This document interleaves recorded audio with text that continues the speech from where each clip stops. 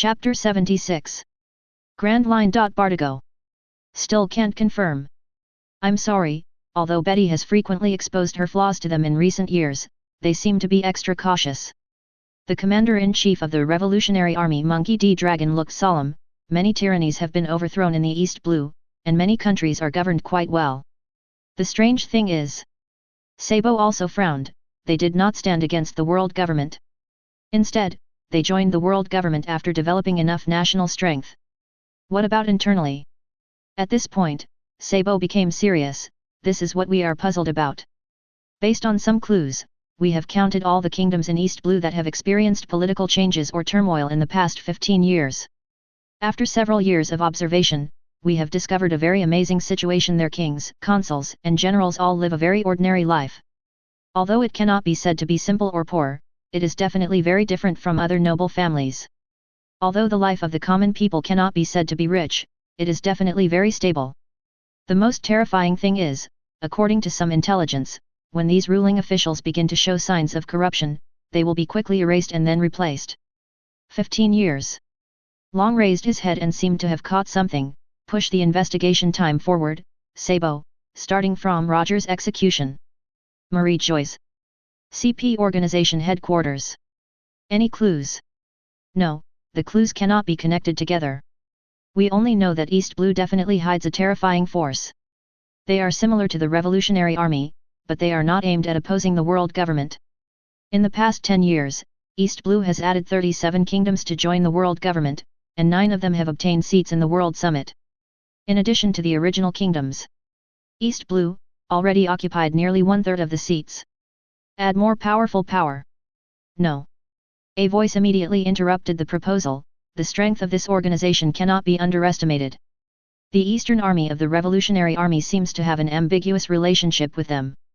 In addition, don't forget, we have been how many people have disappeared inexplicably in East Blue. Except for this mysterious organization and the Revolutionary Army. There is another group of people in East Blue. Although they are loosely organized, their strength is more terrifying than the two mentioned above. Let's complete other transactions first. Regarding Dark Dragon and Kaido. When he heard the words Kid Pirates, Shiryu's face lit up with joy. Very good. He had let him run away at Sabayati Archipelago, and he could clearly feel Dylan's disgust for this guy. If you kill him, will Dylan be happy?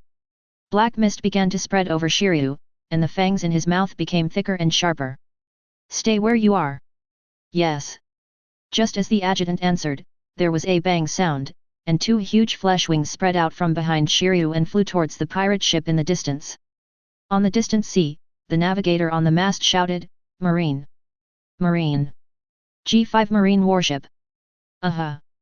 Boom!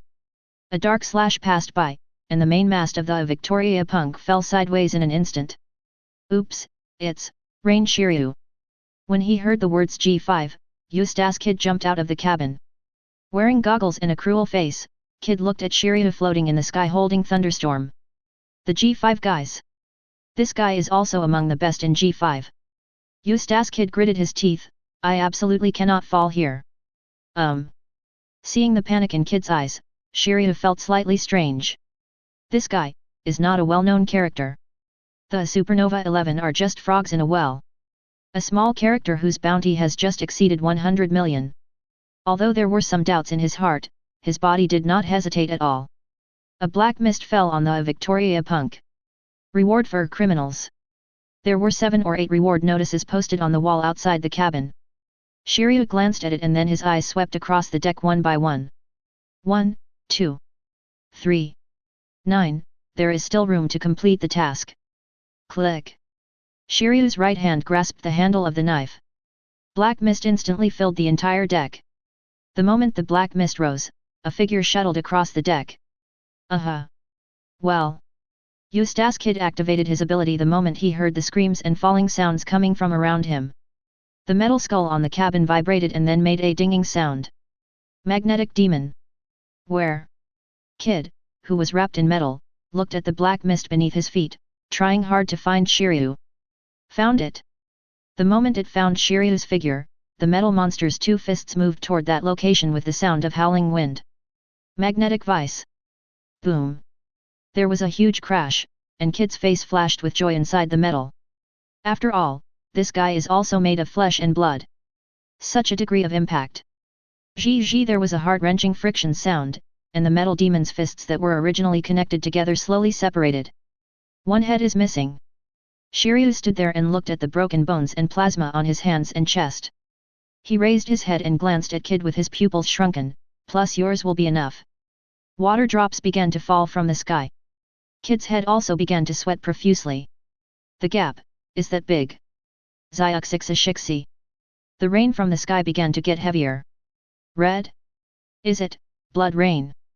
Liu slowly inserted the scabbard into the scabbard, and Shiryu shook his head, no it's sticks. Click.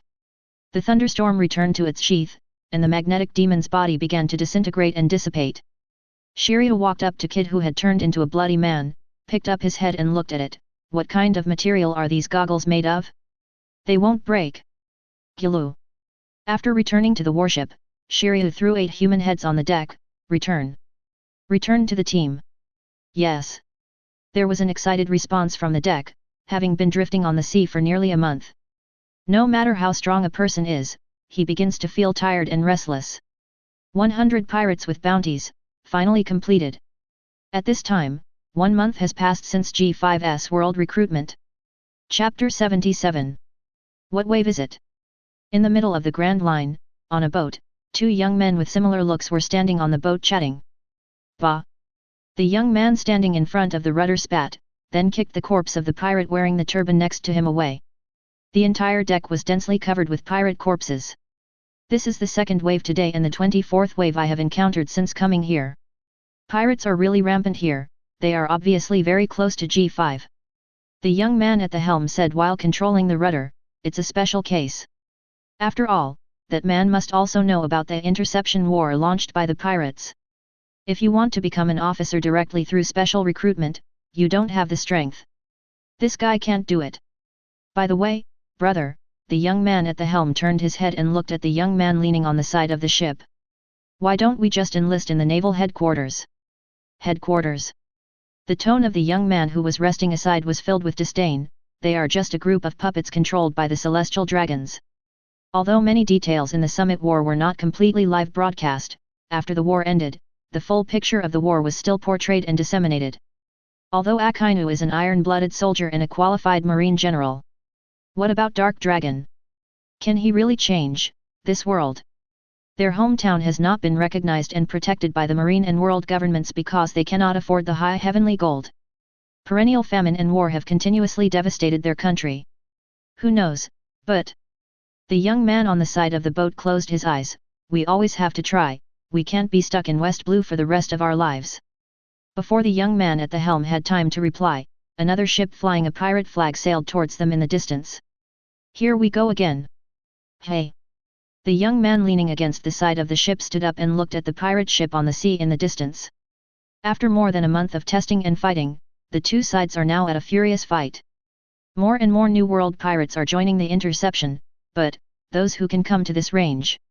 Anne drew a circle on the map with the new G5 base as the center. Those who can reach this range currently are all very powerful guys. There are even some people.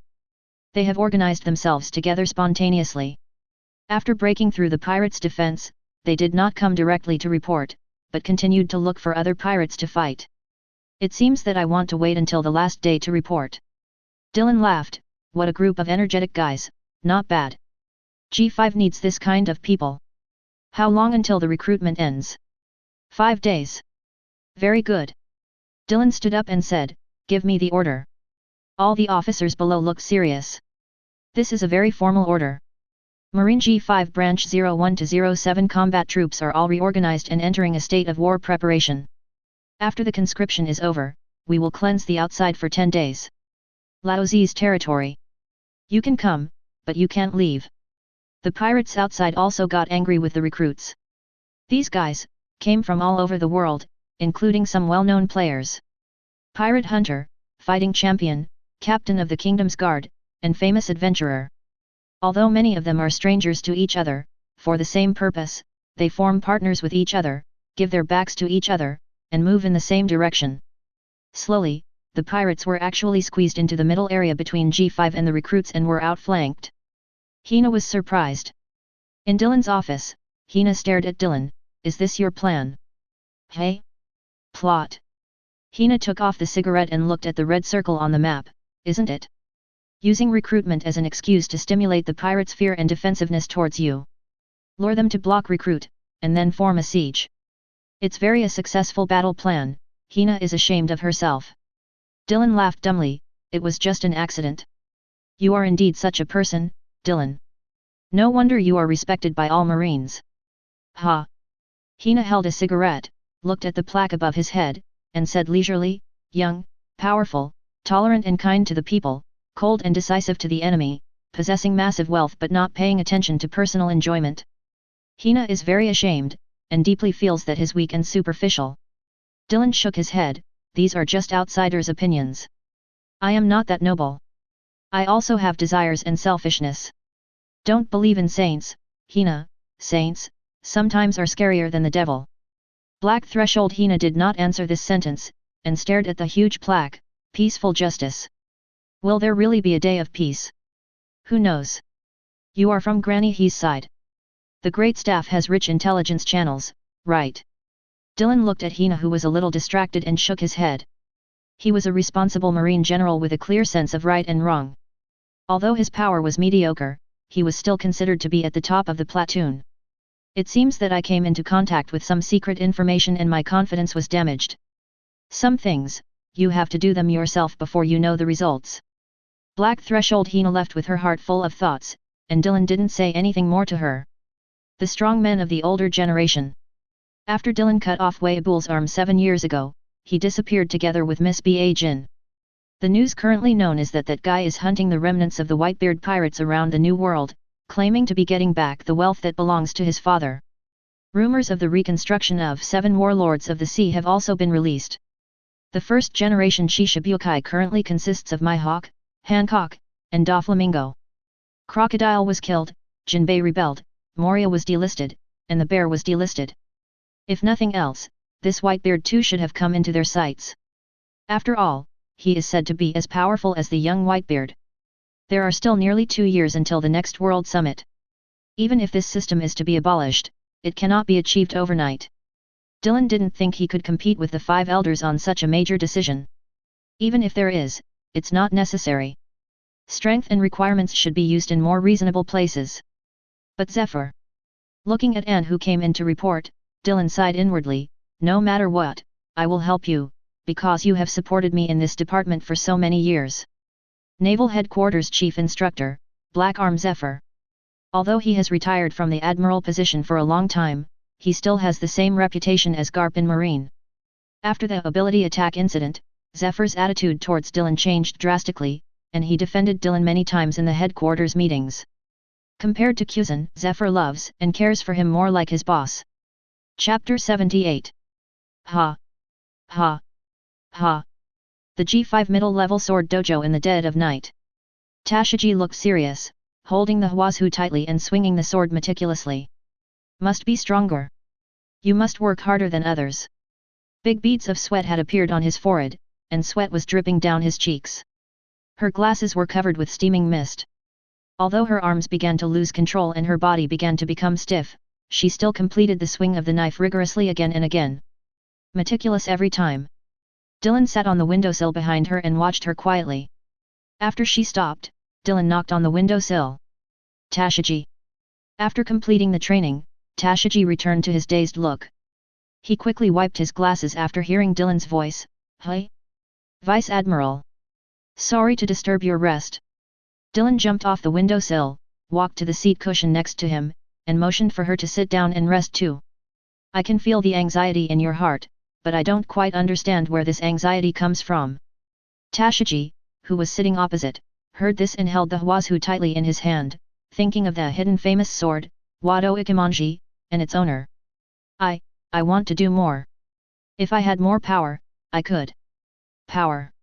Looking at Tashiji with an unwilling face, Dylan took out a devil fruit and placed it between the two of them.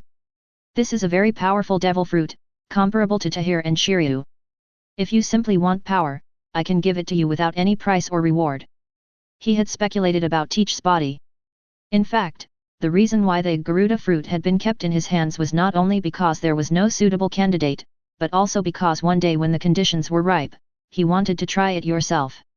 After all, in some ways, maybe he and Teach have something in common.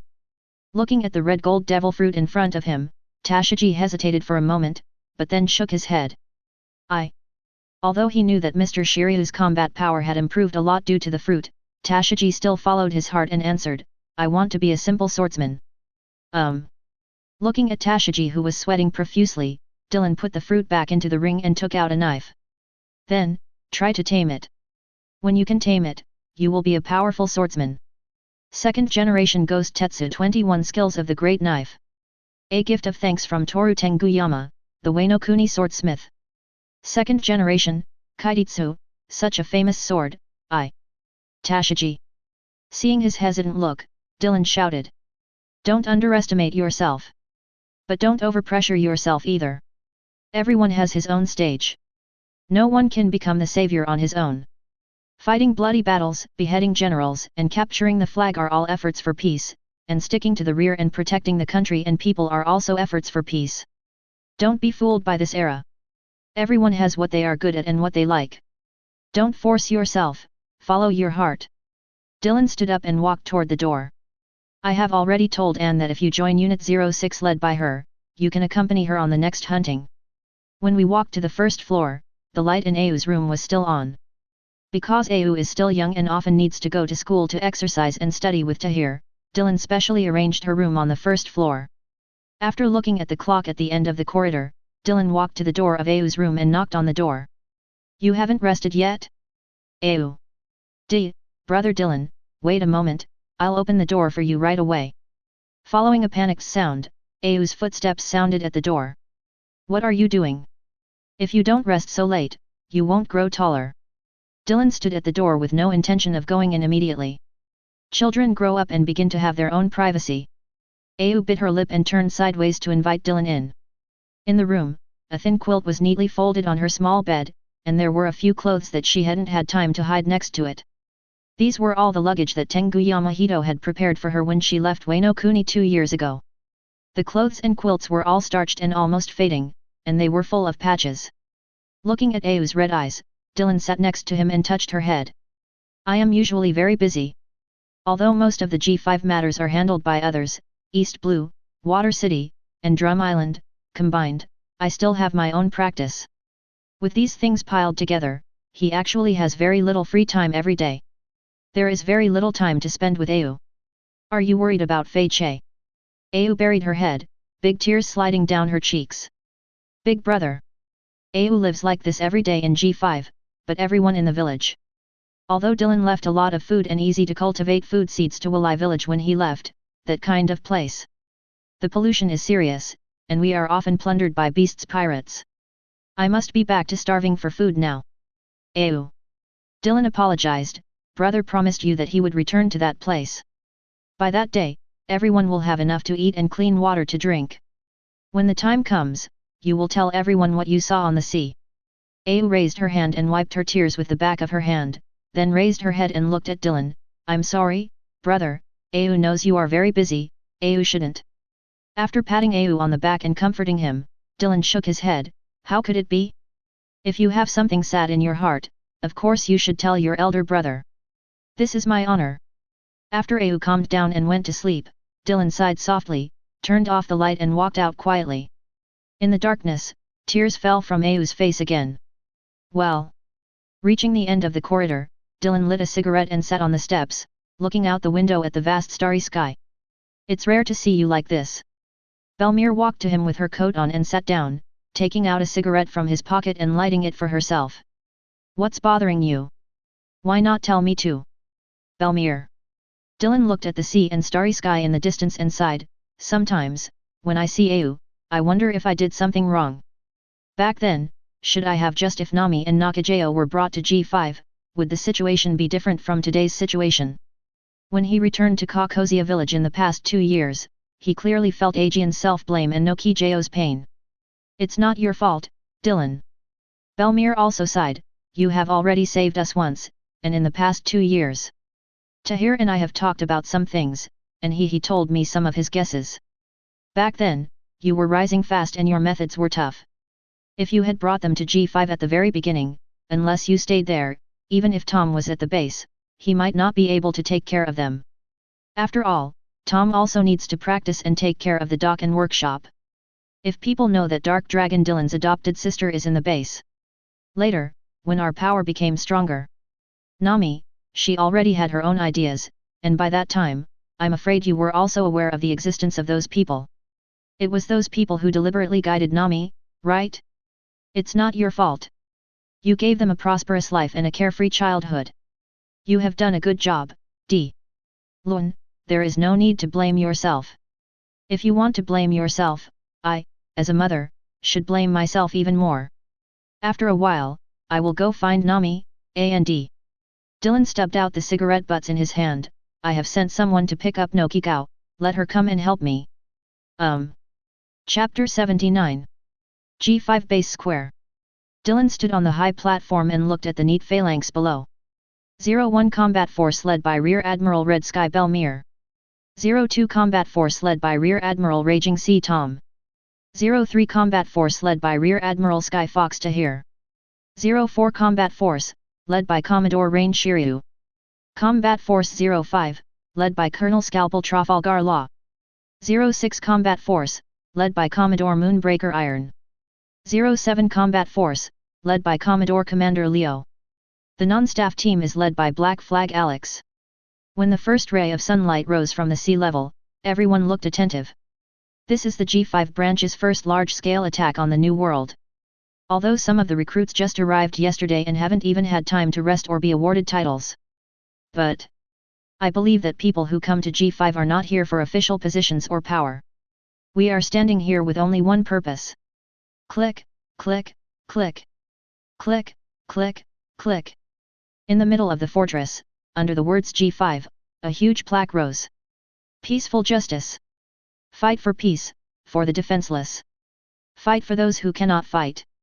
All Marines' breathing quickened, and their eyes glowed with heat. What we carry on our shoulders is not only military rank, not only power, it is the sustenance of countless people. It is a shield to guard peace and a sharp sword to crush evil. Now, boom! Everyone straightened up together. A huge sound broke through the sky, and the heartbeat in the chest roared like a war drum. Take up arms and board the warship.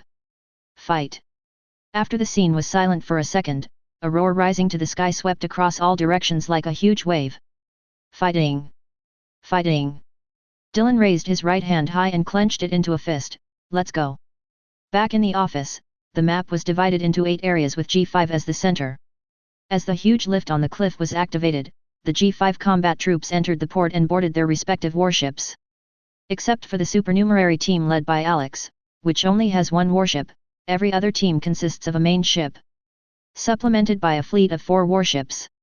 A total of 36 warships set off from the G5 branch and headed to all directions. New green but oriental, Dressrosa. What a bold guy, bark bark bark bark.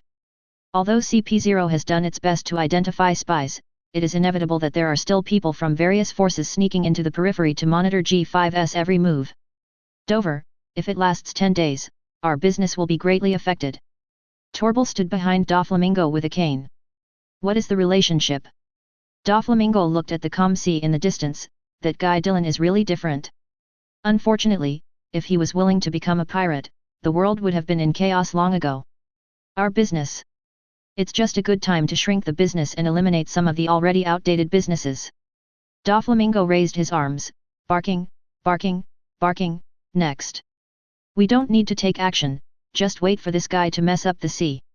A whole dark dragon, our country's war is at a critical moment. If we block the waterway like this, we won't be able to buy weapons from Joker. Where's Joker? Isn't he 7 warlords of the sea? 7 warlords of the sea, the name is useless in front of that guy. These disciplines cannot restrict him.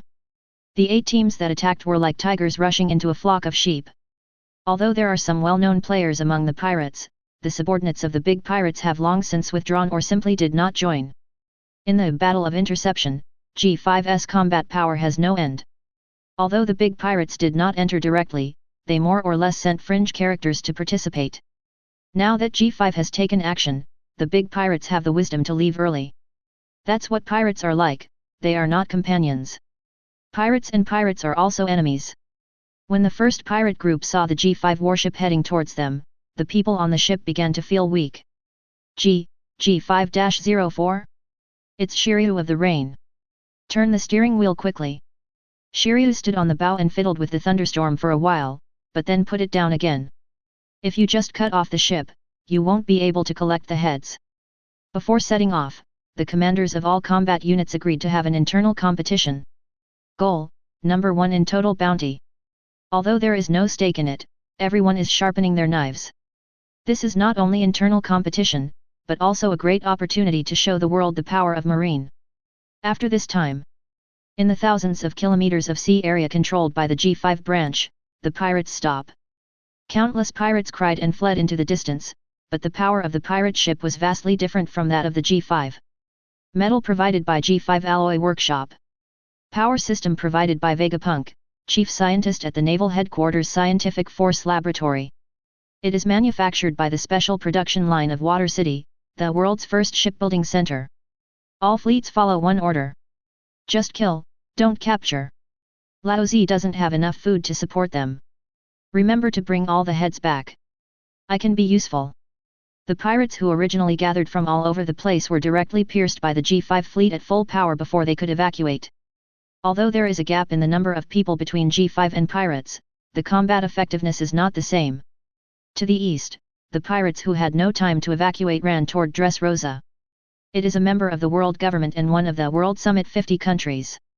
The guys from G5 probably won't mess around there. Join Lao Zi? Hey, you guys are really good at taking advantage of loopholes, but Lao Zi refuses. As the birdcage opens, the entire Dressrosa is instantly closed.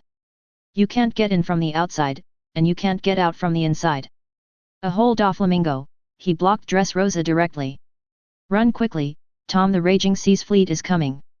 The pirate's ship had just raised its sails when the sea suddenly undulated violently. A brown figure stood on the wave and looked at the pirate ship rocking in the waves. No. The currents, he controls the surrounding currents. Come together. Kill him. Oh. Tom on the wave was slightly startled, he actually rushed over? Looking at the staggering pirate ship rushing towards him, Tom raised his arms.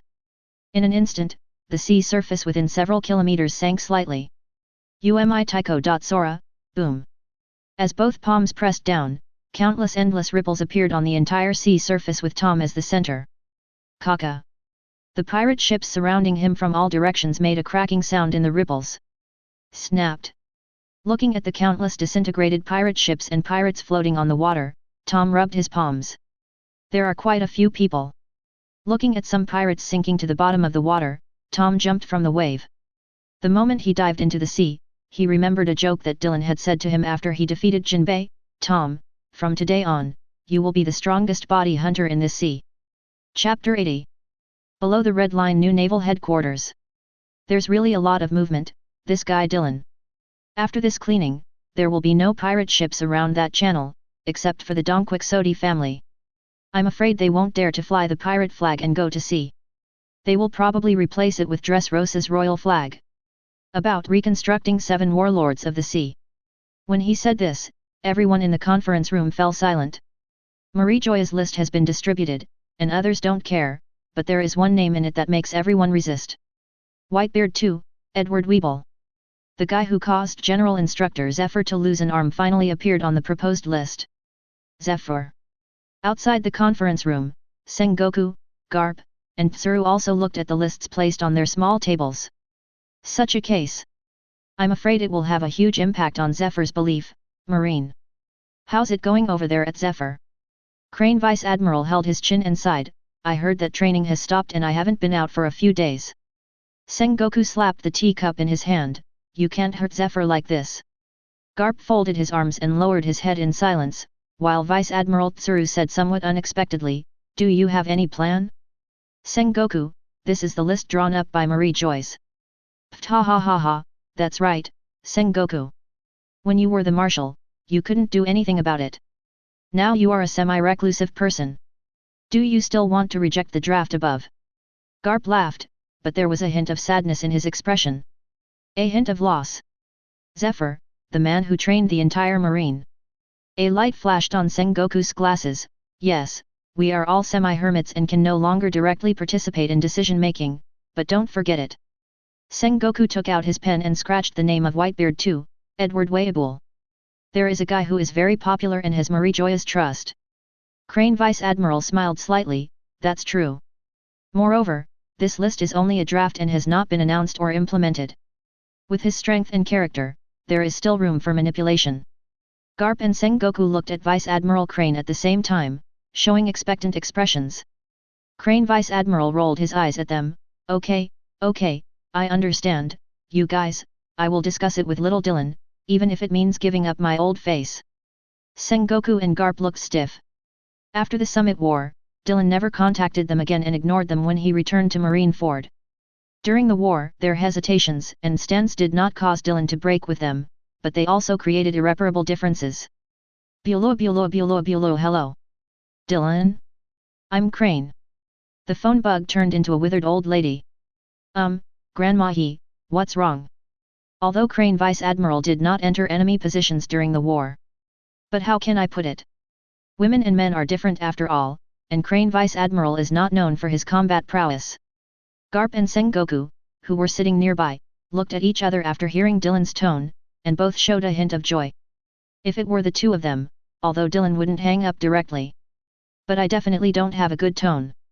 It's easy to talk about business matters, but I'm afraid there's no way to talk about private matters.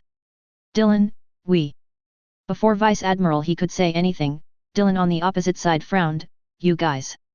Crane Vice Admiral showed a look of disappointment.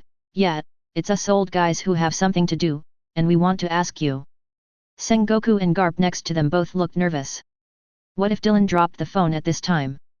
On the other end of the phone, Dylan was silent for a moment and then asked, about Zephyr. Crane Vice Admiral nodded. It seems we can't hide it from you, Dylan.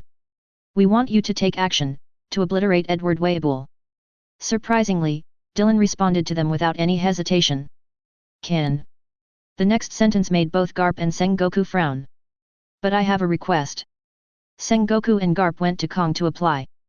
I request that Zephyr be transferred to the G5 branch in the name of re-employment from retirement. Can you do it? Before Vice Admiral could respond, Dylan narrowed his eyes.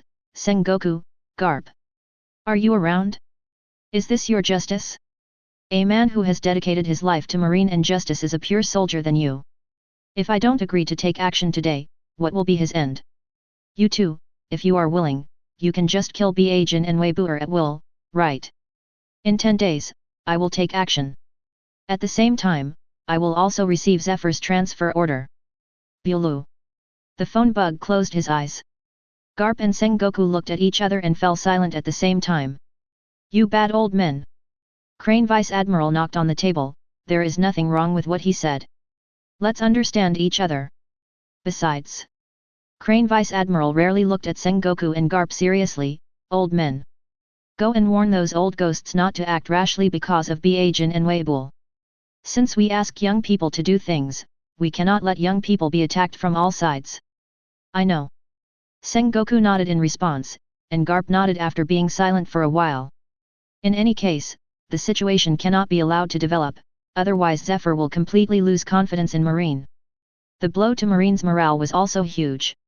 On the 8th day of G5's outward cleaning, basically all the pirates who could escape had escaped, and those who could not escape had turned into heads piled on the ships of various fleets. About there. During the telephone conference, the commanders of each combat unit exchanged opinions and decided to start a U-turn. Clean up the fish that have slipped through the net and consolidate the results. After each fleet returned home, flags were planted on all the outermost islands. Flag from the Kingdom of Greenbit. But all pirates know that it is actually another flag of G5. This also declares that this sea area spanning thousands of kilometers has been declared to be New Greenbit. No, it is ruled by the G5 base. Divide areas and establish lower-level outposts with mid-level officers to cooperate with the Greenbit Kingdom to carry out trade, develop commerce, and collect taxes. Dylan started planning his next strategy in front of the map. Nukajeo asked while recording, Brother Dylan, why do you still need to collect taxes and do business? Your money. She didn't quite understand, but now she knew about the rumors from the outside world. Marine Vice Admiral Dark Dragon is perhaps the richest man in the world. With so much wealth, why develop commerce and trade? No GJO, wealth does not simply refer to gold or jewelry. Even Bailey is not considered wealth in some aspects. If I put my gold and jewelry into the world, their value will only shrink significantly. This question is very complicated. I didn't study well when I was young, so I can't give you a systematic answer. But you have to remember one point. The wealth that circulates is the real wealth. Chapter 81. When the new day's newspapers fly around the world. The whole world is boiling again. On a desert island to the west of the Greenbit Kingdom's waters. A huge landscape made of tens of thousands of pirate heads, watered and solidified, rises from the ground. Most of the pyramid-like heads have expressions of fear and despair. Is the method so cruel? Even in the depths of the New World, some pirates who did not participate in the interdiction battle were deeply uneasy and anxious. The new Marine Marshal Akainu himself is a famous hawk general. Now this man has replaced Garpa as the strongest vice admiral in history. Even scarier than Akainu. The pirates who were originally entrenched around the Greenbit Kingdom began to migrate one after another. Some of the weak ones even began to retreat to Paradise, while some of the pirates in Paradise began to return to the Four Seas. One Piece. With that man standing at the portal of the New World, they have lost the qualification to compete. But behind this series of events, it had a more profound impact. The pirates who returned from the Paradise or even the New World have almost overwhelming power against the Marines from all over the world. The situation in the world is once again turbulent, even more chaotic than after Roger's execution and Summit War. The man who caused this series of turbulence has disappeared from people's sight. Came to the depths of the New World. Jin ha ha ha, you actually said there is no treasure? Newgate. He has dominated the sea for 20 years, shouldn't all his treasures be in the hands of you bastards? Now, as his wife and his son, it is only natural that we inherit his legacy. Jin ha ha ha. Ao, the leader of the Ao pirates, fell to the ground with blood foaming from his mouth. Miss Ba Jin walked up to him and poked his body with his crutch. So, where is Newgate's treasure? Ao turned his head with difficulty and looked at the short woman next to him and the monster-like man next to him. If you are really Dad's wife, shouldn't you seek revenge from Marine and Teach? Why? Miss kicked him on the head and started beating his body crazily with a cane. Revenge? This kind of thing is meaningless. Only wealth is eternal. As a man of the sea, you must be responsible for your own life and death.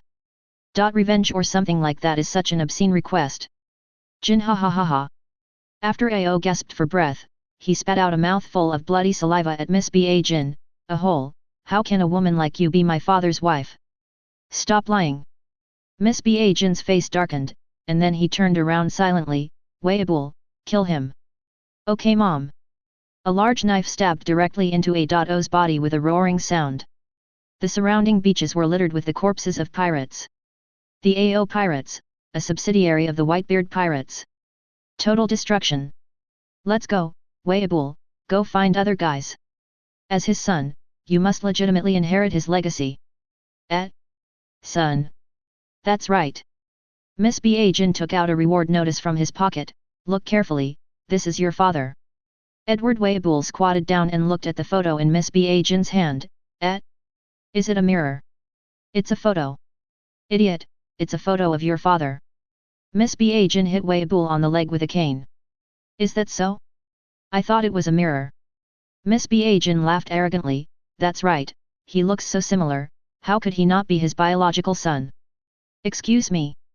A voice boomed from the distant beach. Dylan walked towards them leisurely with Shura in hand. I have a question, how did Whitebeard give birth to a son with you with a figure like that? The moment she heard this voice, uncontrollable anger appeared on Mrs. face. I said yes. It's that guy. Mom, it was him who cut off my hand. I know, I'm not an old fool yet, UBD son. Miss Ba Jin stared at Dylan with a strange smile on his face. Is this the guy who replaced Garp as the strongest vice admiral? The world government, does it mean to violate the promise? Snort. Dylan inserted the scabbard into the beach and slowly pulled out Shura. The agreement, it was between you and Garp, and others, Lao Zi doesn't remember. Ding. Shura's blade collided with Miss B. Jin's crutch. What kind of promise did I have with you? Miss B. Jin's arms trembled slightly and his face darkened. To treat Whitebeard's widow like this? Weibul. Oh. Mom. Idiot. Kill him. Looking at the huge suture marks on Weibul's hands and chest, Dylan tightened the handle of the knife. Can the cut part be sewn back? That's right, Jin, ha ha ha, Weibul is unkillable. A smile appeared on Dylan's lips, and the powerful haki burst instantly knocked Miss B. Jin's body back. Really? What if it's cut into minced flesh? Dylan raised Shura across his chest and put his left hand against the back of Shura's sword.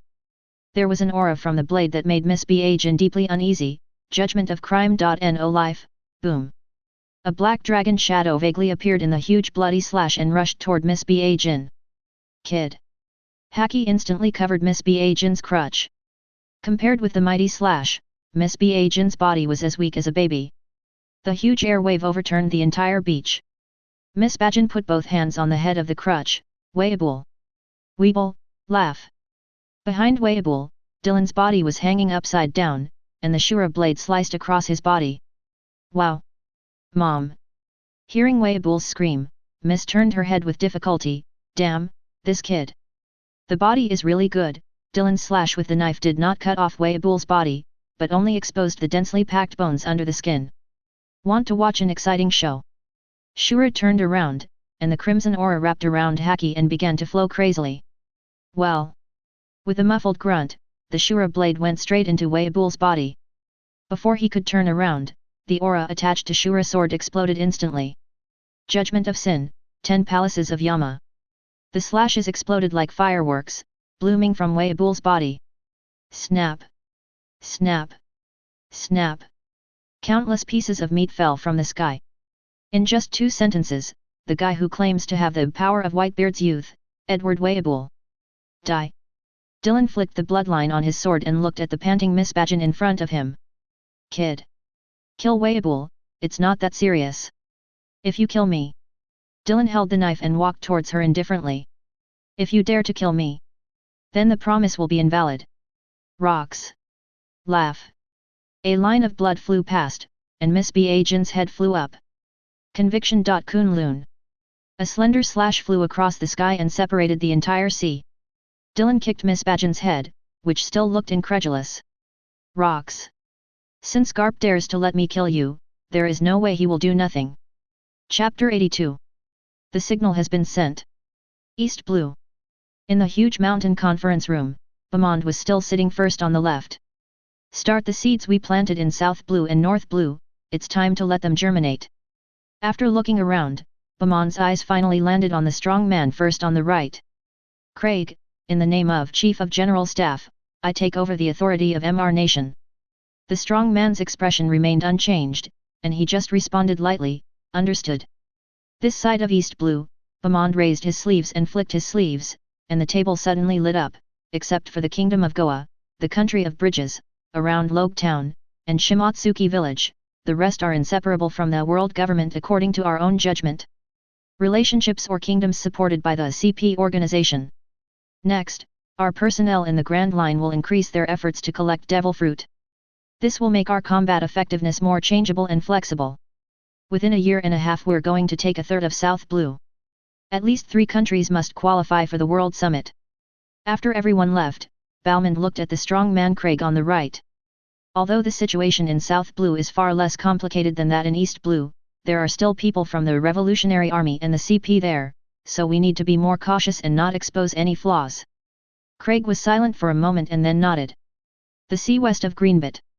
A warship parked next to the desert island with tens of thousands of human heads stacked on top of each other.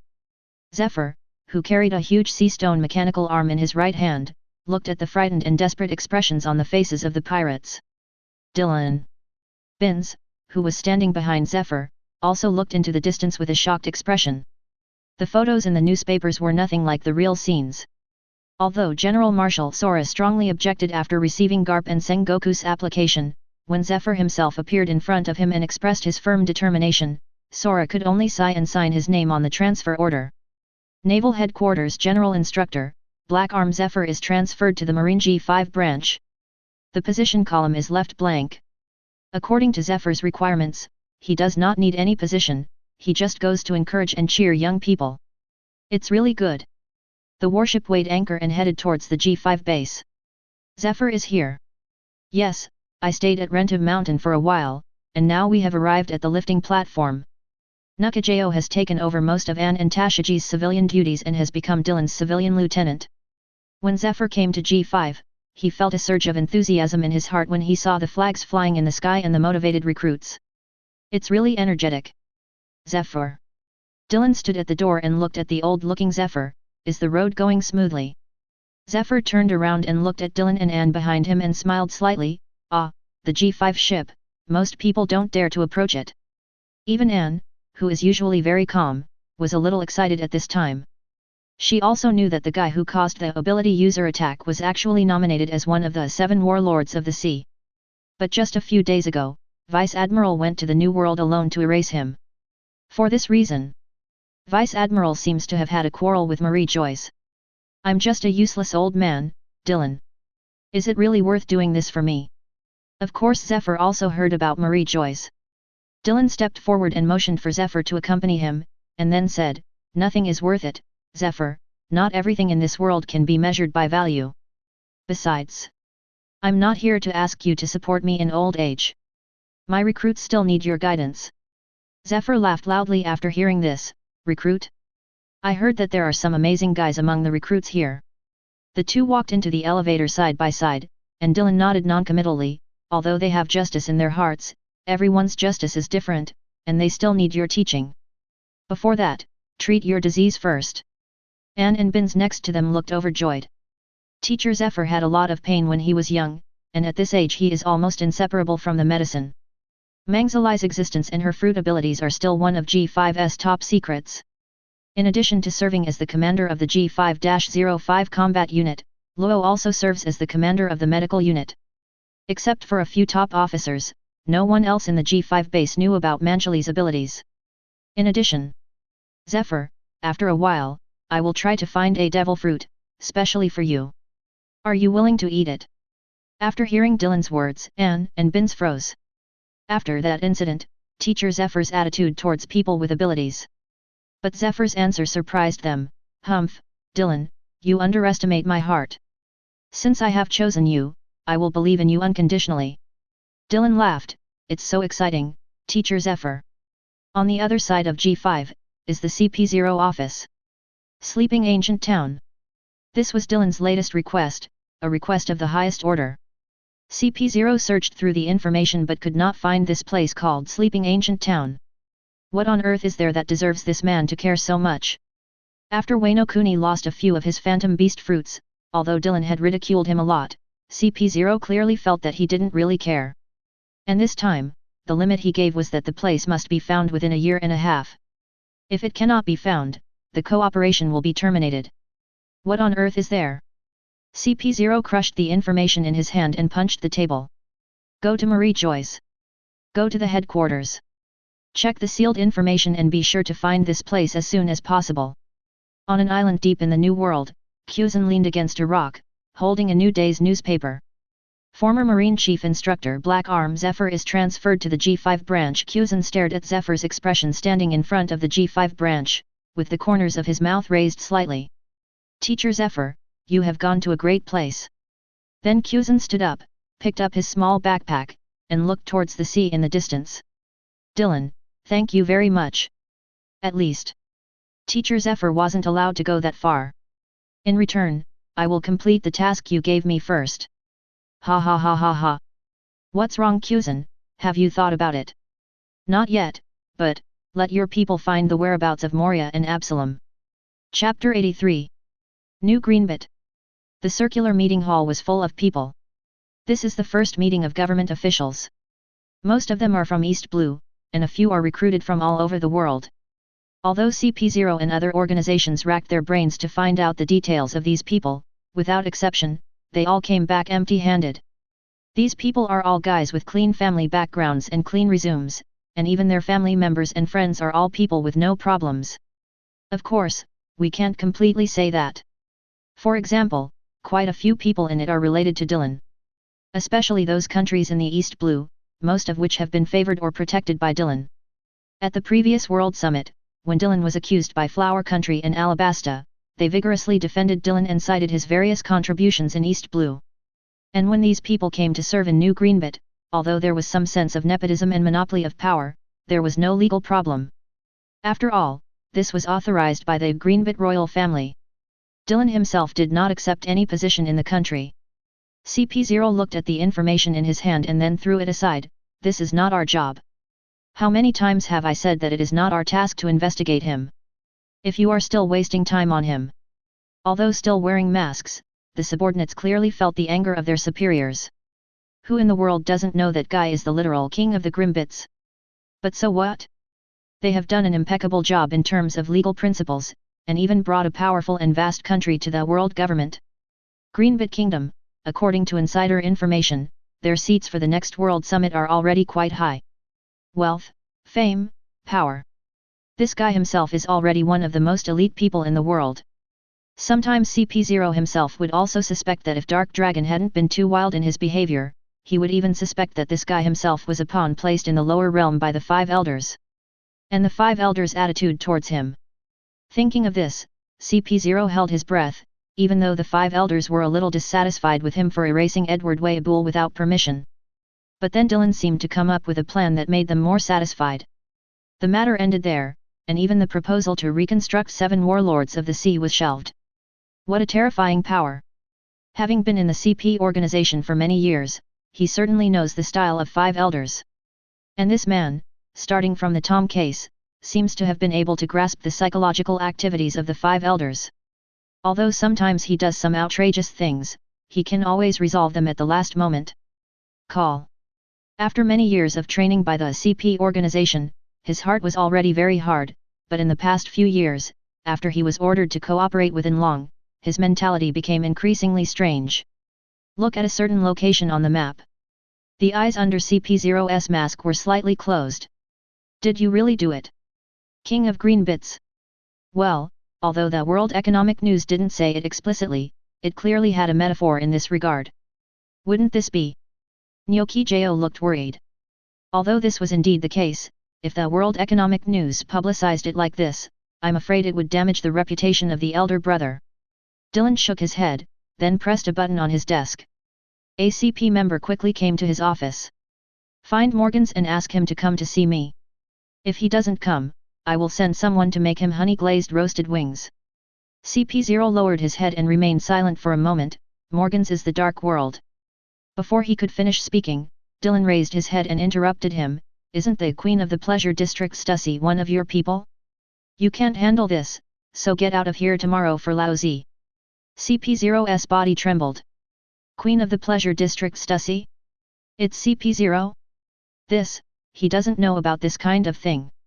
Just as CP0 was tremblingly walking out, he seemed to hear something even more remarkable. These wastes are really useless sometimes. It would be easier to cooperate with Linlin. When the CP0 at the door heard this, he quickly quickened his pace and ran towards the branch as if he was running away. This was not something he could hear. Who can give me a pair of ears that have never heard this sentence? Seeing CP0's fleeing figure, Nyochi pursed her lips and smiled. This is a senior member of the CP organization who makes more than 99% of the people in the world fear them. On the outside, they are more disturbing than the plague. After all, wherever CP0 appears, it means that bad things are bound to happen. Brother doesn't seem to care that Morgans describes you like this. Dylan took a sip of the tea specially made for him by the Dontata tribe, then walked to the sofa next to him and sat down. Nakajo followed and sat opposite. No Gjo, if my performance today is flawless, it will be too fatal. Hearing these words, Nakajo was slightly confused. Isn't it wrong to have a noble character? Dylan stretched out his finger and shook it. It is important to have noble character, but at the same time as having great power, you must have some kind of shortcoming, or a flaw. The young Nakajo didn't seem to understand the profound meaning of this. He could only look at Dylan quietly, waiting for him to give him an explanation. If a person has too much power, great charisma, and amazing wealth, and if this person has no shortcomings in character, who do you think he will be? Nyokijo frowned and thought for a moment, then raised his head in surprise. Then, that's right. Dylan smiled slightly, then he is the king. Not the king of the kingdom, but the king of the world. Nyaki Gao was happy at first, and then a moment of uneasiness appeared on his face. So I must have shortcomings, be it bloodthirsty, warlike, greedy for money, lustful, power-loving, or other things. I must make people think that I am not a flawless person. Only then will others view me more relaxedly. Otherwise, our situation will become increasingly dangerous. Fortunately, my reputation as a bloodthirsty and militant person is already widely known, but this is not enough. The more shortcomings I show, the more Marie-Joys will like me. Just wait. Soon, new information will come down, and they will indulge me even more and give Greenbit more power. Marie-Joys. King of Greenbits. This guy Morgans, what are you doing to provoke him for no reason? 5 elders looked at the newspaper, and then asked CP0 who was standing by. What does Adams Dillon think? He was very angry and asked us to notify Morgans to go to G5 to give him an explanation. After raising his hand to wave away CP0, the 5 elders wearing a hat smiled. Is he angry because of shame? He is greedy for power. It turns out that he has waited so long for today. Another blonde 5 elders crossed his legs and responded, it can be seen from what happened in the kingdom of Chia and the Water City that he does have a strong desire for power. According to CP's report, the army of the kingdom of Chia has been completely controlled by him, and even the weapons are forged by his alloy workshop. Since he likes power, then give Greenbit greater power. This can be regarded as our appeasement to him. In the future, let him be the real king of Greenbits. Chapter 84. 1 month after the Battle of Interceptor.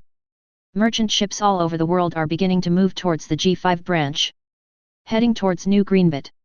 According to the latest news from World Economic News, Greenbit will expand foreign trade. In addition to the super high-yield grains and seeds unique to their royal family, they have also received exclusive cooperation and authorization from G5. The mysterious G5 alloy is for sale. That was an alloy that was only available to Marie-Joys and Marine in the past. Even if there is a kingdom that can buy it, it cannot be bought with just money. It requires a top kingdom in the world, or a kingdom that has a relationship with the Dark Dragon Vice Admiral. Rumor has it that even if Joker, the Emperor of the Dark World, wants to buy alloys from him, he will have to pay a price that is unimaginable for ordinary people. If you have that kind of alloy, you can forge more powerful weapons. I heard that the sales of alloys are restricted and sold by auction. Hurry up! We must get the first batch of alloy. Then we can defeat the rebels. It seems that the rebels have also sent people there. Speed up. Allocate more funds. In addition to alloys, Greenbit's grain and seeds are also one of the goals of many people. People may not have to fight, but they definitely need to eat. Although that mysterious grain is still unknown, no one doubts its authenticity. After all, those news came from the World Economic News, and all of this must have been approved by that man. There are rumors that big news, Morgans had been in and out of G5 not long ago, but then left with a bruised face. The strange thing is that Morgans, one of the emperors of the Dark World, did not continue to mock the man later, but wholeheartedly advertised him. Besides being an excellent marine, the man also seemed to have a lot of flaws. He has vast amounts of wealth but is still obsessed with wealth. He has power that far exceeds that of the Marine Vice Admiral but is still not satisfied. He actually blatantly controls a kingdom. Killing Whitebeard too, who was already designated as the 7 warlords of the sea, shows the arrogance of his character. The head mountain to the west of Greenbit proves his warlikeness and bloodthirsty. The world breathed a sigh of relief in the face of a man with so many flaws. You can always find a way to please him. My reputation is getting worse and worse, brother. Nakajo couldn't help but smile while making tea for Dylan. Dylan crossed his feet and said nonchalantly, famous things will become a burden if you have too much of them. Now, if I do anything outrageous again, the whole world will only say, it's really a guy like this, so that's good. Nakajo shook his head. Although Dylan had explained it to her before, he still couldn't understand the deep meaning. Wouldn't it be nice to be a great hero that everyone admires? By the way, that guy Pika isn't lazy, is he? Nakajo walked to the window and looked into the distance. To the north of Greenbit, the mountains were rising and falling. Nakajo couldn't help but smile, it seems not. After the news of the auction of alloys and grains spread, Dylan borrowed Pika from Doflamingo. Auction? Of course the auction will take place in the auction hall. In addition to the auction hall, Of course there are also supporting hotels, restaurants, and small shops, and a cultural and tourism street is also indispensable. How long will it take to repair it if ordinary people move bricks? G5 earns money and G5 spends it. Do you want to leave before all the money is spent? Why are you sleeping on a boat? Sorry, you are not eligible to participate in the auction without hotel check-in registration. You are not allowed to bring your own drinks and dry food. When Dylan appeared at Dressrosa, the other cotters were a little panicked, but Pika's eyes showed deep fear and despair. I am the top leader of the Don Quixote Pirates Spade. Is this the job for you? No one is given a break. Balcaco Islands. Alex took Dylan all the way to their capital. The guide Ephraim looked at Dylan after listening to Alex's statement. The world has indeed changed a lot, but I didn't expect that pirates are now so rampant. Dylan asked while digging at the fire with a stick, I heard you don't have a royal family here. Ephraim nodded, yes, more than 1,000 years ago, we did not have a royal family, because a person's wisdom is limited, and a person cannot always remain sane. The most important thing is, if rulers are determined by blood, there is no guarantee whether the ruler has other necessary abilities besides blood. It seems that it was reasonable for you not to tolerate the other two parties back then, but... Dylan changed the subject, the kingdom I now rule is still based on bloodline. Isn't this contrary to the concept you uphold? Ephraim looked at Dylan strangely, but didn't Alex say that the governing system is still implemented in the form of a parliament? Dylan picked up a wooden stick and held it in his hand, this is for outsiders to see. In fact, the decision-making events in this kingdom are still under my dictatorship. For now, there is no problem. Ephraim knew that this was an exchange between them, and it was also the prerequisite for whether their cooperation could begin. Oh? Doesn't this abandon the legal principles? Ephraim turned the crutch in his hand, the basis of legal principles comes from the stability of society. In a chaotic world or society, it is impossible to talk about legal principles. And the current world is in a moment of extreme chaos. This it's time to plant. Ephraim turned to look at Dylan, someone needs to stand up first, lead people out of chaos and rebuild order. Legal principles are based on basic order. What if I become this person, but ask to pass on the throne from generation to generation just like the 20 kings? A smile appeared on Ephraim's face, but you are not, at least not now. Reason? It's very simple. Ephraim looked at the stars in the sky, as if recalling some distant past. It is said that you still have no heirs, and your greed for power and hunger for wealth should be a kind of appearance. Then, I guess you are looking for other things. As for what it is specifically, I have no way of knowing, but it shouldn't be something like the king of the world. Dylan stood up and scanned the surrounding soldiers. Powerful, disciplined, and all good players. Alex. Yes. Select 500 people and take them out. From today on, you will be the commander of the G5-08 unit. Dylan looked at Ephraim who was smiling. Others are waiting for the last day to come. The starlight shone on the earth, making the long beard on Ephraim's chest shine brightly. It should be soon. Chapter 85. Shiryu? No reply. Nyaki took out a life card and placed it on the table. The small life card neither shrank nor burned, but showed a very strange state. It was shaking like crazy.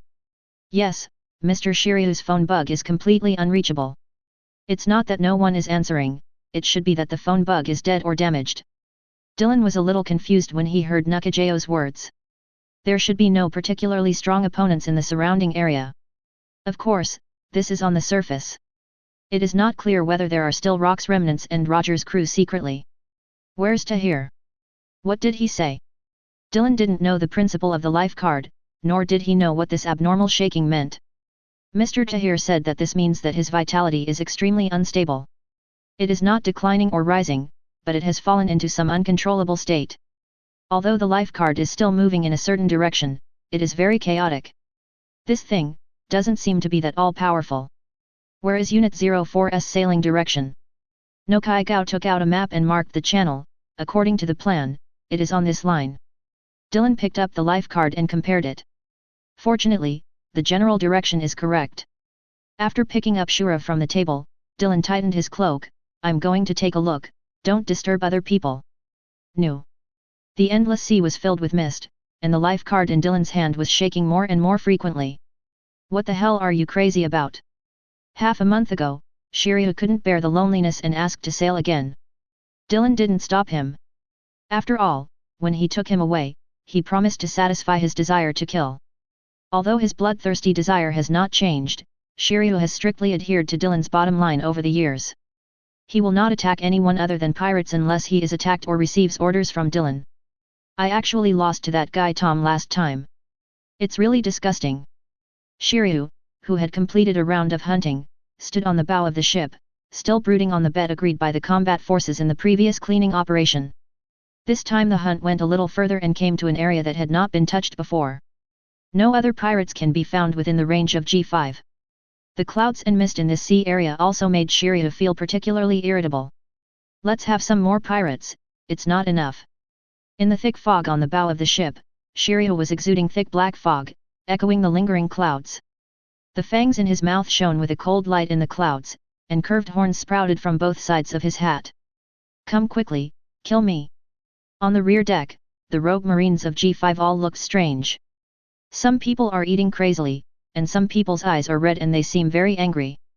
Some people giggled with saliva flowing from the corners of their mouths. But most people have not lost their minds yet, because the murderous intention that permeates the bow of the ship ahead suppresses the weird thoughts in their hearts. Island. The lookout on the mast held the telescope tightly and seemed to be restraining some emotions. Sir, there is an island on the flank. Shiryu, who was standing on the bow of the boat, held Liu tightly, and his body began to tremble slightly. Yes. After grinding his teeth, Shiryu seemed to be trying to control his emotions. Does anyone know? Have a pirate flag? The lookout tried to look in that direction, but thick fog obscured his vision. I can only see that there is indeed a flag, but I can't see clearly. Turn the helm and go over and take a look. Shiryu took a deep breath while trying to endure the violent emotions in his heart. I hope there is someone to kill there. As the warship sailed, the fog became thicker and thicker, and the black fog on Shiryu's body almost condensed into a liquid and began to flow. The strange lines on his skin also began to flicker with light. GA corpses. There are corpses on the dock, maybe they were done by pirates. Shiryu's nose twitched, and there was indeed a faint smell of blood in the air, both old and new. As the G5-04 troops stepped onto the dock, a gust of sea breeze blew by. Although the muscles all over his body were tense, Shiryu still maintained a strong sense of reason. This wind is very strange. Woo! A dull sound broke through the air. A marine with red eyes struck Shiryu from behind with a weapon in his hand. Are you looking for death? The moment Shiryu turned around, his entire face turned into a ferocious Ashura look. Haha! They seemed to be intimidated by Shiryu's aura, or Shiryu impressed them too deeply. In an instant, the marine showed a horrified look. Sir, I don't know. Shiryu, who had completely transformed into a human animal form Ashura, looked around. All marines were in some kind of madness. Click. Shiryu picked up Thunderstorm's scabbard and walked through the crowd. Boom. Boom. Boom. A series of falling sounds were heard. After all the marines around him were knocked unconscious by him, the red light in Shiryu's eyes was like that of an evil ghost. He turned around and looked at the town in the distance. You idiot, I hope you have some strength. Bodies were lying on both sides of the road, in flower beds, in fountains and pools, everywhere. They were all the corpses of civilians, and their death conditions were horrific.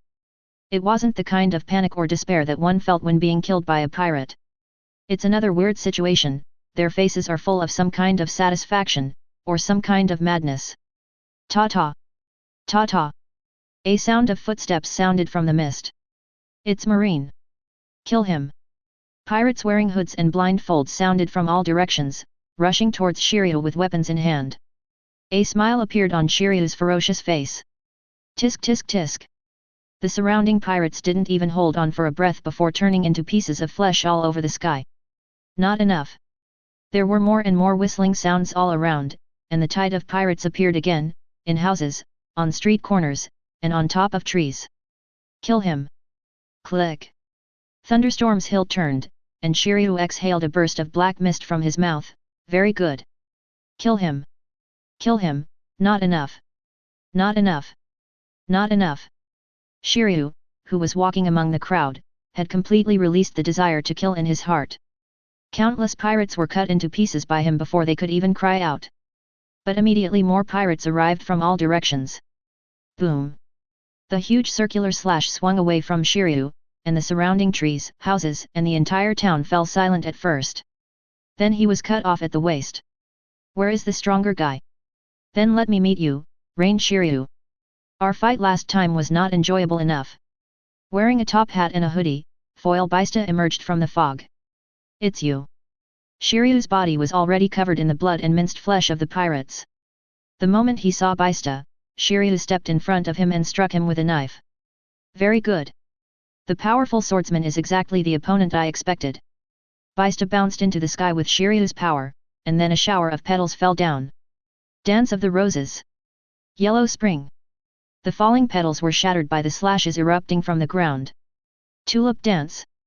The collision between the petals and the spring water was not over yet, and a spinning slash hit Shiryu's body again. Sticks. As Foil Bista fell to the ground, Shiryu's expression became more and more crazy. It seems that you have improved a lot in the past few years. Rain Shiryu, are you ready to challenge my position? In the darkness, a pair of eagle-like eyes lit up. Chapter 86. On the dock, the Marines who had been knocked unconscious by Shiryu woke up again and fell into madness again. Dylan dropped to look around them with a frown. Snort. A cold snort sounded out, and the crazy Marines froze for a moment, then began to tremble. Vice Admiral. You useless thing, get on the boat and drive farther away. Yes, yes. After regaining his senses, Marine was soaked and ran towards the warship. Dylan looked up toward the town. What is it? Plant? Animal? Or devil fruit ability? In the small town in the distance, blood-red sword light was erupting crazily, and the town had been cut into pieces. Mouse. Dylan looked towards the edge of the town. In this small area, there was no way to escape the perception of the heart network. It's Marine, kill him. As the landwheel walked toward the edge of the town, the scene Shiryu encountered reappeared, but this time the surrounding pirates had not yet completely approached. A burst of red air burst out, and the roaring pirates disappeared instantly. Dream? Hallucination? Or, desire? Brother Dylan. A somewhat aggrieved and somewhat remorseful voice sounded from the end of the road. Young Nami stood on the street corner with her head slightly lowered, holding an orange in her hand. Brother, I did something wrong, you forgive me. Dylan walked past Nami indifferently, and another cough came from the room not far away. Humph, let's see what other tricks you have up your sleeve. Through the window, Au was wrapped in a thin patched quilt and lying on a shaky bed. Au, whose face was flushed, seemed to be very uncomfortable, but she still clenched her teeth and persisted in her sleep. Just a slight, weak breathing sound. Dylan turned around and put his right hand on Shura's knife handle. When I walked out of the corner, I felt like I had passed through an invisible barrier. Diddy. Diddy. Hey. Why are you so careless when you walk? A young man riding a bicycle looked at Dylan, who was in a daze, complained, then got on the bicycle and drove away. He was still muttering something in his mouth. I'm afraid he's not a fool. Dylan touched his waist. Shura disappeared. Boom. Boom. Boom. Boom. Boom. Boom. A familiar yet unfamiliar voice sounded, and Dylan touched his pocket. Familiar mobile phone, familiar phone case, familiar screensaver. The word mom on the screen made Dylan's heart tighten. The ringing didn't stop, as if urging him to answer it quickly. Dylan looked at the blooming lotus in the middle of the screen for a long time. Well.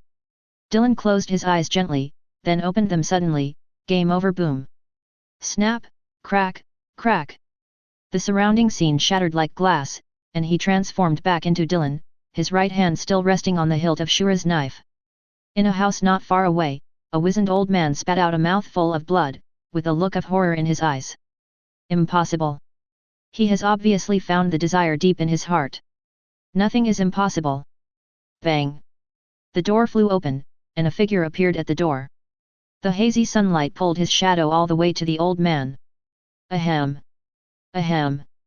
Is this the new generation of Marine strong men? The old man coughed up blood while watching their figures. Dylan looked at the old man sitting cross-legged in front of the fireplace and looked at it.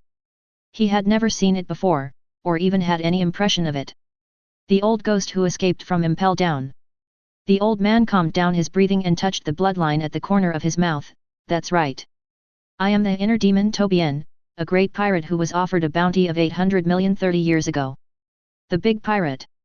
Dylan shook his head, although I hate those guys, but, can you be considered a big pirate compared to Golden Lion, Whitebeard, and Roger? A sinister look flashed in Tobian's eyes, compared with those guys. He can really only be regarded as an ordinary character. The reason why he is offered a bounty of 800 million Baileys is not because of how powerful he is, but purely because he is bad enough. You should have understood after escaping that there is no place for pirates in this world. Do you think you can make trouble again with this low-level fruit power? Tobian felt a sense of joy in his heart as he watched Dylan walking towards him nonchalantly. Closer. Closer. Just when he was calculating the distance and preparing to launch his special move, the man in front of him stopped. Tobian felt resentful in his heart, then raised his head and said, "What do you know, a brat like you? Marine, is just a lackey of the world government." Dylan stood there with no intention of getting angry or moving forward. I have heard this sentence for decades, let's change it. Doesn't this person have any sense of shame? Aren't you angry about this? Tobian felt anxious. This guy's mind was extremely firm. The fog of desire just now only restricted him for tens of seconds. He had no way of peeking into the other person's heart. Is it gone? Dylan chuckled, slowly raised his left hand, and then closed his palm. A numbness instantly spread throughout Tobin's body. Well. Snapped. Bang bang bang bang. Countless lightning flashes, and the hair on Tobian's body begins to curl, and then a strange stench emits. The lightning went out, and Tobian, who had turned into charcoal, fell to the ground and broke into a pile. After exiting the cabin, Dylan pulled out his phone bug. "I'm Dylan." The operator on the opposite side heard Dylan's words and immediately stood up. "Yes. Dylan, Vice Admiral? This is Marineford." Dylan looked at the thick fog that had dispersed outside, then looked back at the charcoal on the ground and said, "There is a guy named Inner Demon Tobian. He is dead. Please cross it off the wanted list." Inner Demon, Tobian. The operator quickly flipped through the information. The escaped criminal of Impel Down LV6, who committed dozens of mass exterminations more than 30 years ago, had a bounty of 800 million Baileys, and was executed by Dylan, Vice Admiral. After hanging up the phone, Dylan looked at the town in the distance. The glare of the sword had subsided. Then he took out Shiryu's life card and looked at it. Different again? Not burning, not shrinking, not going crazy like before. It just lay in Dylan's hand. Like a statue. Chapter 87. Haha. What an amazing illusion. Looking at Eagle Eye my hawk lying aside, Shiryu stood up, leaning on Thunderstorm. This is not him. Shiryu knew it from the moment Foil Sword Baista appeared and was easily defeated by him. He fell into some kind of fantasy. Although he had doubts when he was at the dock, it was only after he arrived in the town that he confirmed his suspicion. Foil Sword Baista, although he didn't risk his life in the last fight, he shouldn't be such a weak guy. But he was very happy. After all, even in a fantasy world, it was a pleasure to fight with such a guy. Pity. Shiryu looked at the corpse of Eagle Eye. There was something wrong with these guys' bodies at all, and there was no pleasure in chopping them up like real flesh and blood. A guy like Hawkeye. Shiryu closed her eyes and sat on the edge of the flower bed. That guy should be more than that. It seems that this illusion is also constructed based on his own memory or guessing. It should be almost done, after all, we have killed enough people. Even the masters. Ta-ta. Ta-ta. Shiryu frowned when he heard footsteps. Who else? Don't these things come from one's own heart? Hawkeye has been killed, there should be no one left. In the mist, a man dressed in black and wearing a Marine Vice Admiral cape came out. Is that all? Shiryu. Shiryu's pupils contracted violently. Dylan? Is this the real rival in my heart? Ha ha ha ha ha ha. Shiryu looked up to the sky and laughed, and then his body began to tremble and change. Boom. Boom. Boom. There seemed to be a dull drum sound in the sky, it was a war drum. Along with the sound of the drum, Shiryu's muscles swelled, the joints of his fingers began to grow outward, and sharp nails sprouted like sharp blades. The already very sharp teeth protruded directly and turned into huge fangs. Hiss! The top exploded, and the steel-like body was crisscrossed with muscles that were completely different from humans. The blood-red lines showed an ominous atmosphere in the mist. As Shiryu changed, the surrounding black mist slowly penetrated into his body. Although it's in a dream, I don't know if it will have any specific impact on my body, but it is indeed my dream to fight you happily once. Dylan. Call. When Shiryu raised his head, Dylan was still standing where he appeared, looking at him. Are you ready?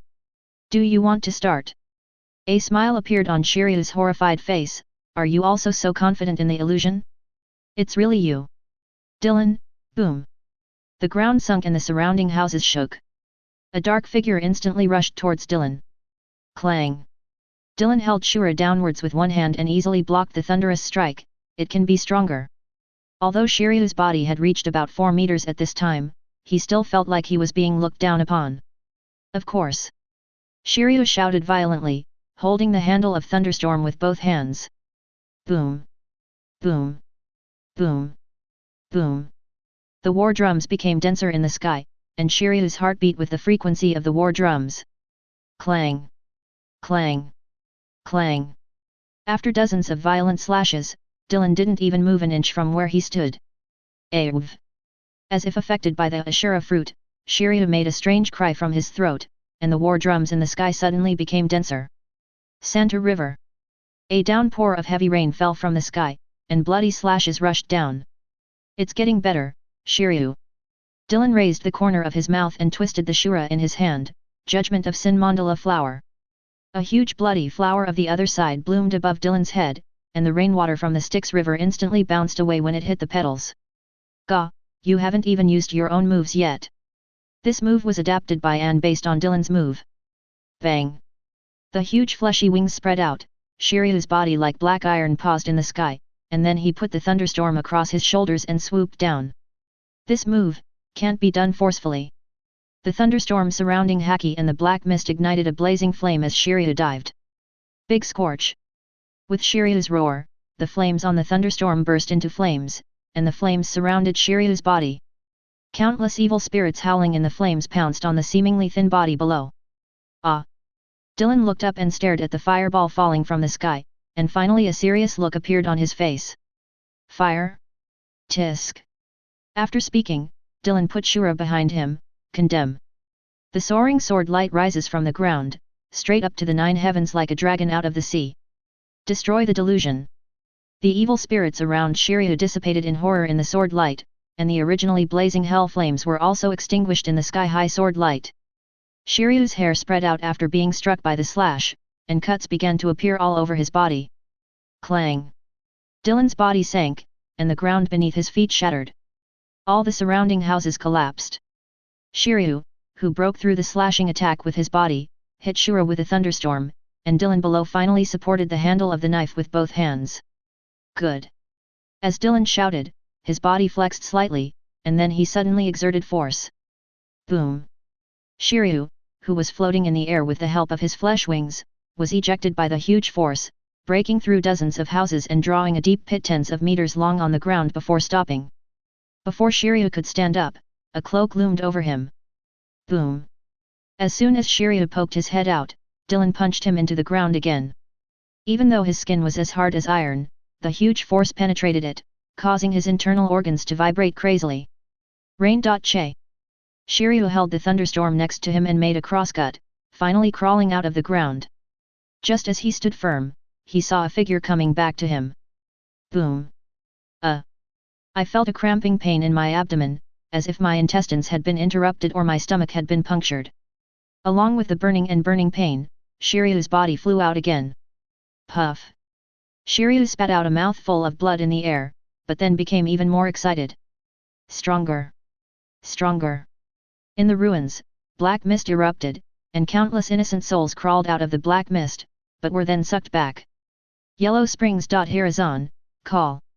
With countless resentful spirits and evil ghosts, Shiryu rushed towards the figure in the distance with a sword in both hands. Definitely. Conviction.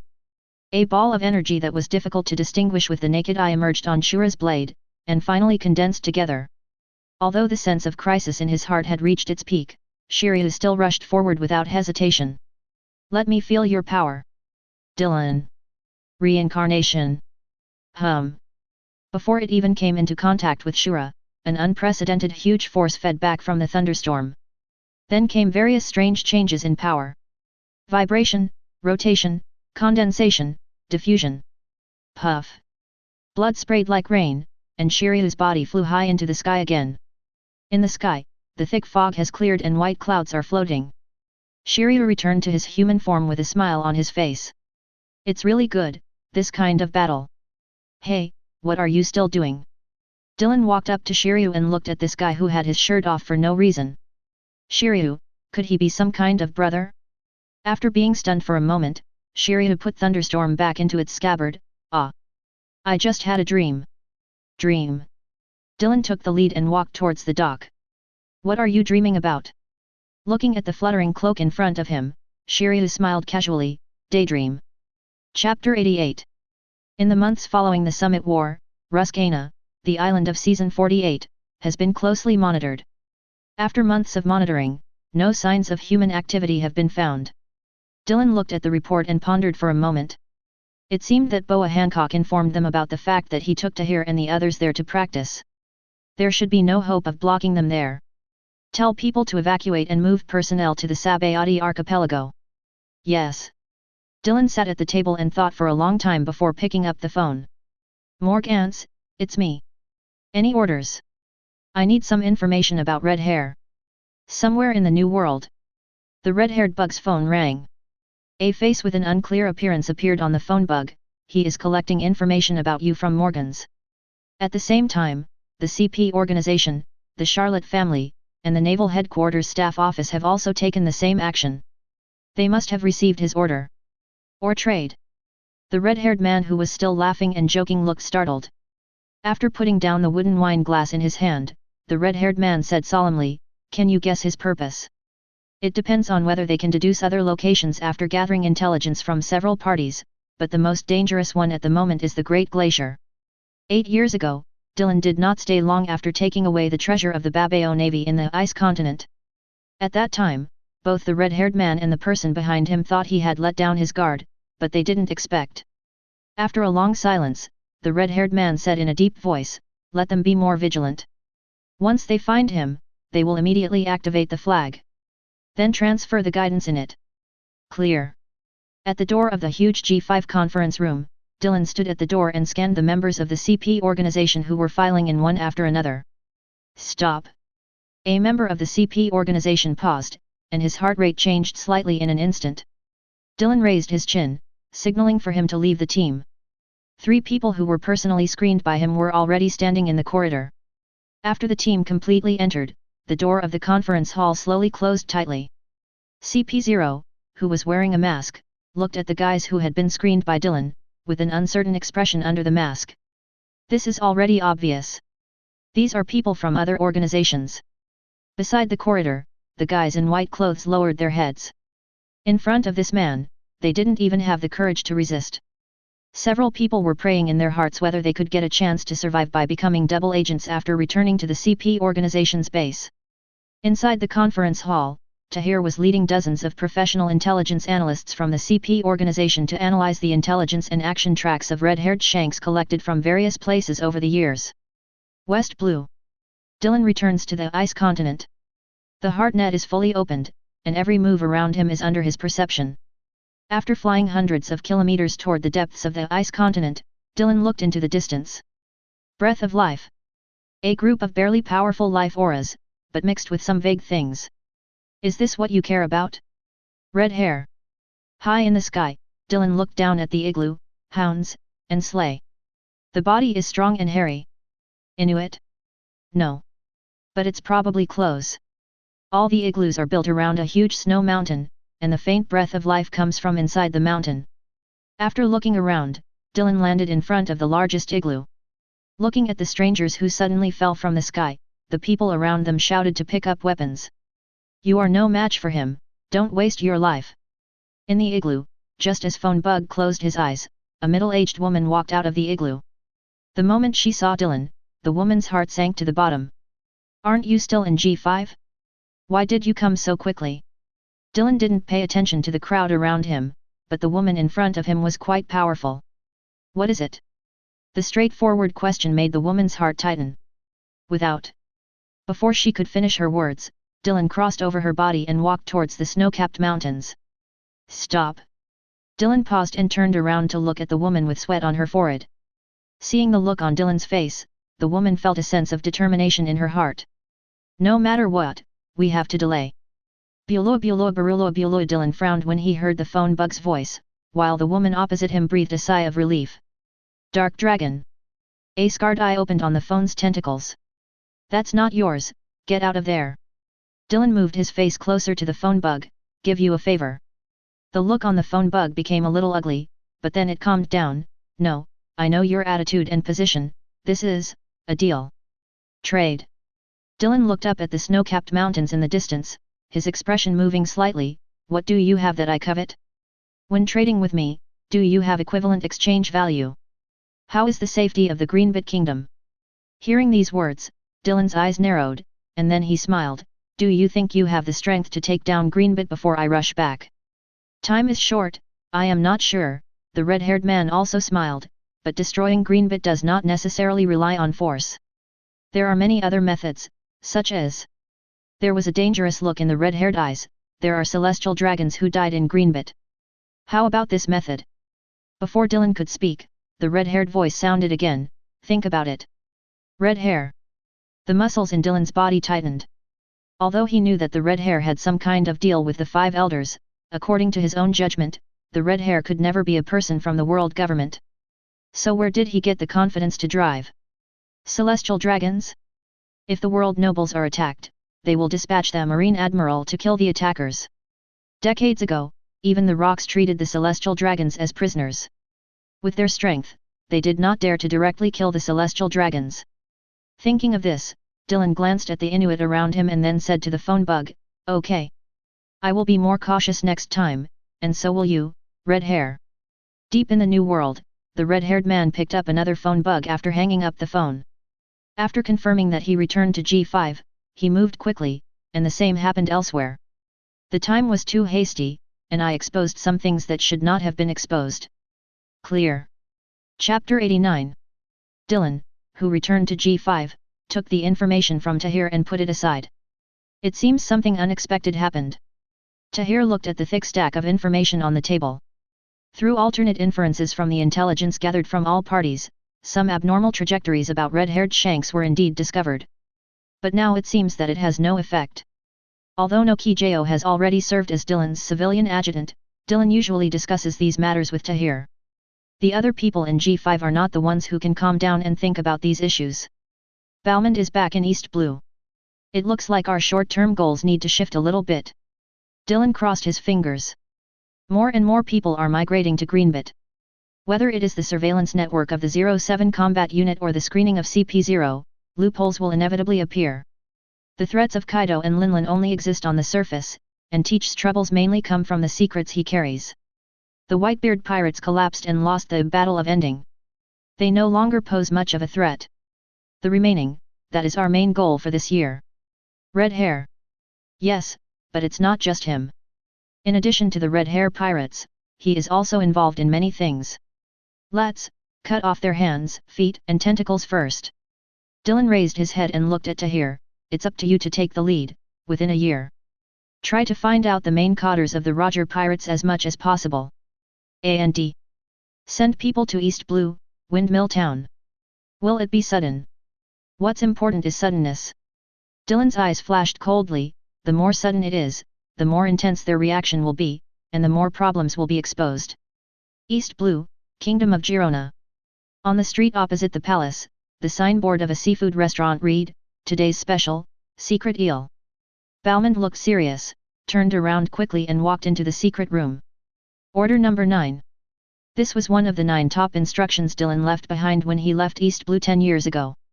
When he left that year, he said that these orders may never be used, but once they are received, they must be executed immediately with the highest level of tasks. Activate all secret lines in Goa Kingdom. Windmill Town. Gula, who escaped from the Uncertainty Terminal 12 years ago, runs a small seafood restaurant. He had seen the red-haired shanks from a distance here, and the marine hero praised by the world, Garp. Of course, I also saw Ace, the son of Gordon Roger, who was executed not long ago. His daily after-dinner program is to take a walk in the town, which has been his habit for more than 10 years. When he reached the center of the town, Gula's heartbeat paused. There is a peculiar diamond-shaped knot hanging on the big tree in the middle of the town. 5 wind chimes hang under the knot, tinkling in the breeze. After a casual glance, Gula walked around the town and returned to his seafood restaurant as usual. After the sun went down, Gula closed the door, turned off the lights, and walked into his basement in the dark. He took out a stack of materials from the secret room. Bandit Dodden, Mayor Slap, Bar Boss Lady Maginot, and many other people over 40 years old are included in this material. The G5 warships are heading towards the Kingdom of Goa. Who is leading the team? No senior officers are going, ordinary mid-level officers are leading the team. What are the action orders? Investigate the growth trajectory of Fire Fist Ace, and arrest the criminals involved in the cover-up. After hanging up the phone, the man in the shadows smoked a cigarette and tapped on the wooden table. Arrest the civilians who are harboring Ace. No. This is not the style of the Dark Dragon. It seems they are coming for us. In the darkness, a curly-haired figure exhaled smoke. Shanks, look at the good things you did. What if they go all in? After arranging the departure of the warship to the Kingdom of Goa, Tahir came to Dylan's office again. Put all one's eggs in one basket. Dylan smiled disdainfully. Tahir, I have seen too many stories in this world. This sea does not lack power or miracles. What it lacks is precisely the blood and courage of all in all. Everyone is waiting for the person who will bring them salvation and dawn. Roger used his own death to trigger the Great Pirate Age because the time has not yet come, and he does not consider himself a happy boy. Whitebeard violated his iron law and let Teach go because he believed that the D family must be an indispensable part of the Great War. Kaido, he is also willing to be the gatekeeper of the new era.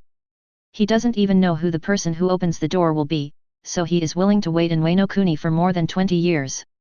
Just to confirm the legend. At this point Dylan shook his head. Look, after those people are alerted by us, they will only continue to hide and hide, because their mission is this. They are waiting for their king and their god to bring them hope. Tahir nodded and then raised his head to look at Dylan, but as for the Kingdom of Goa, it seems to have a close relationship with Garp, and Windmill Town, it seems like he was there recently. He plays his game, and I play mine. I can't control him, and he can't control me either. The only thing you need to worry about is whether the red-haired side can really drive the celestial dragons over. Logically speaking, this is difficult. After all, celestial dragons rarely comes to the world except for lying dead in the red line. Even after coming down, I was invited by some countries or went to Sabayati archipelago to show off my wealth. After thinking for a while, Dylan took out the blue phone bug. What's the matter? About red hair, Dylan paused and then said, do you still remember what happened in West Blue a few years ago? His behavior was very abnormal. I went to the ice continent. But he was the redhead stopped for some terrible reason. The bald 5 elders in the phone bug frowned slightly. What reason? In their impression, this man is not that easy to talk to. He said that if I insisted on touching things there, he would send some of the celestial dragons to Greenbit to die. And thereby destroy Greenbit. Is this happening? The phone bug was obviously shocked. Although they had a deal with the red hair, they never expected that the red hair would achieve this level. So I suspect, there is something wrong within the celestial dragons. If a celestial dragons really died here, I'm afraid it will be difficult for you to keep me, right? 5 elders. There was silence for a while before a voice came from the other side. Understood, we will mark the area around Greenbit as a danger area. This way they will generally not pass by. If something like that really happens, we will do the same. Reasonably disposed of. After getting the promise from 5 elders, Dylan put down the microphone. Although this commitment is simply not enough. The 5 elders are nothing more than puppets of the celestial dragons. Chapter 90. Before the G5 ship reached the Kingdom of Goa, many people in Windmill Town disappeared inexplicably. Even their relatives and children don't know where they have gone. This caused a panic in the town, and some people said that a man-eating demon had appeared. Some say a murderer from West Blue is nearby. Some people also say that a beast that is active only at night escaped from the nearby mountains. The entire Windmill Town fell into great unrest. Dodden is missing. The bandits in Gorbo Mountain said anxiously, it's true, Vice Admiral Garp, the boss suddenly disappeared yesterday. Is Is there really a demon appearing? Garp was a little surprised. Going hunting?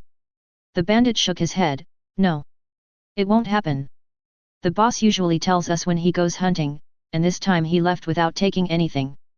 Just when Garp was confused, the adjutant next to him suddenly remembered something, walked to Garp and said, "Could it be that you are afraid of G5? G5? Why is she, a retired old woman, afraid of G5? The adjutant looked around and then whispered, "The news from the headquarters is that the G5 branch sent people to the Kingdom of Goa to investigate the life trajectory of Fire Fist Ace, and threatened to arrest the criminals who have harbored him for many years." Garp frowned. This is not like Dylan's style. But in the next moment, Garp understood something, and then his fists were clenched tightly at first, but then loosened weakly. Looking towards Mount Gorbo, Garp also felt a sense of powerlessness in his heart. "Dodin. So you are also one of them? So what are your feelings for Ace and Luffy?" Thinking of this, Garp became much older in an instant. "Roger, what exactly did you arrange, and left to future generations?" Curly Dodden left immediately after receiving the news that the G5 base was heading to the Kingdom of Goa. Not even the Dodden family who had followed her all her life was notified. Disappearing with her were more than 10 people who had lived in Windmill Town for more than 20 years. On the way away, Dodden had an uneasy feeling in his heart. But she had confirmed many times that there was no strong person around. No. He is a guy who has no life breath beyond ordinary people. But this uneasiness followed him like a shadow and never stopped. Who is it?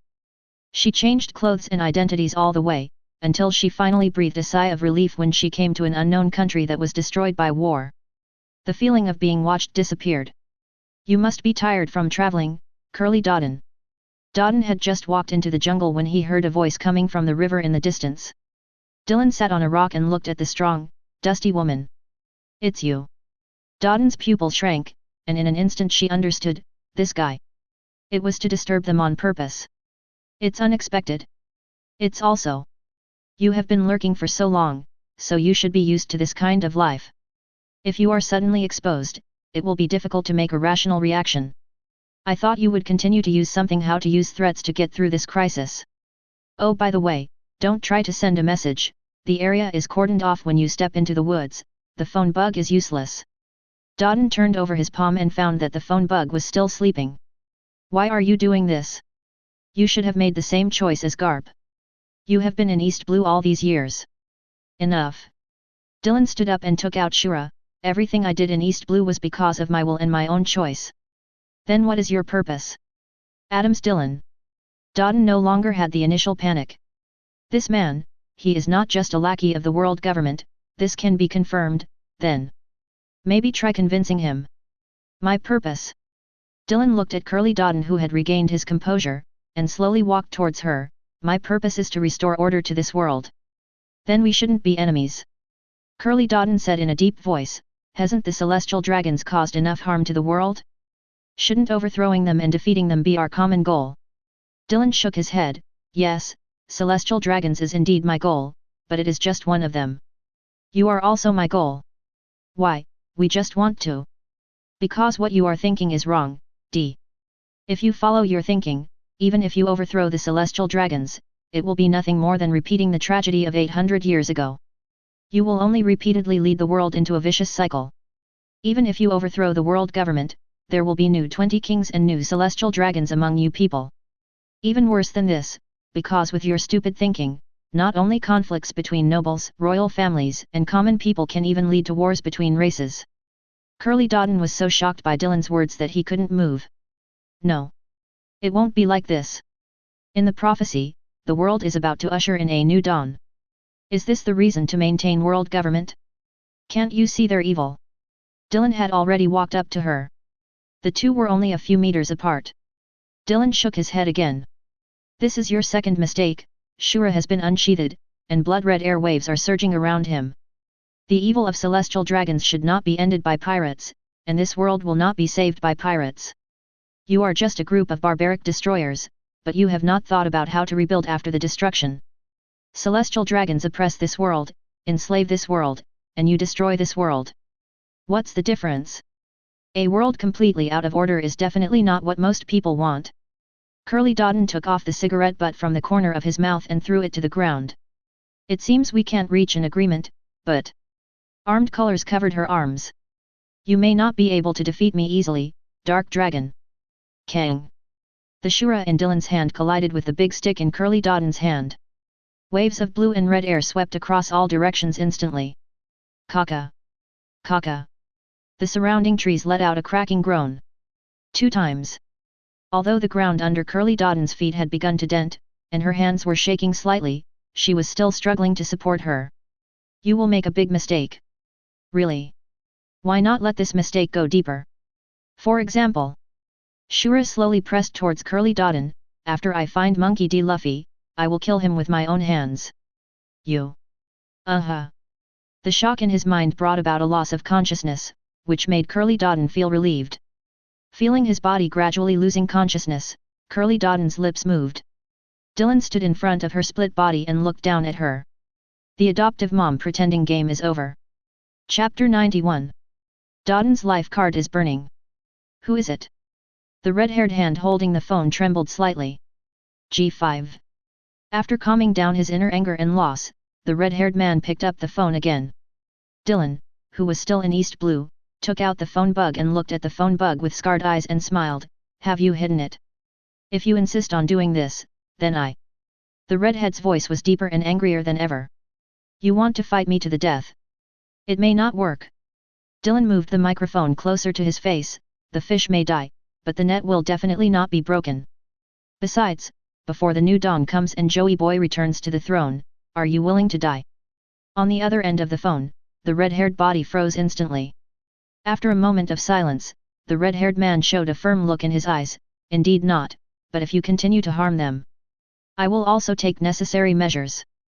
For example, threatening me to destroy Greenbit again.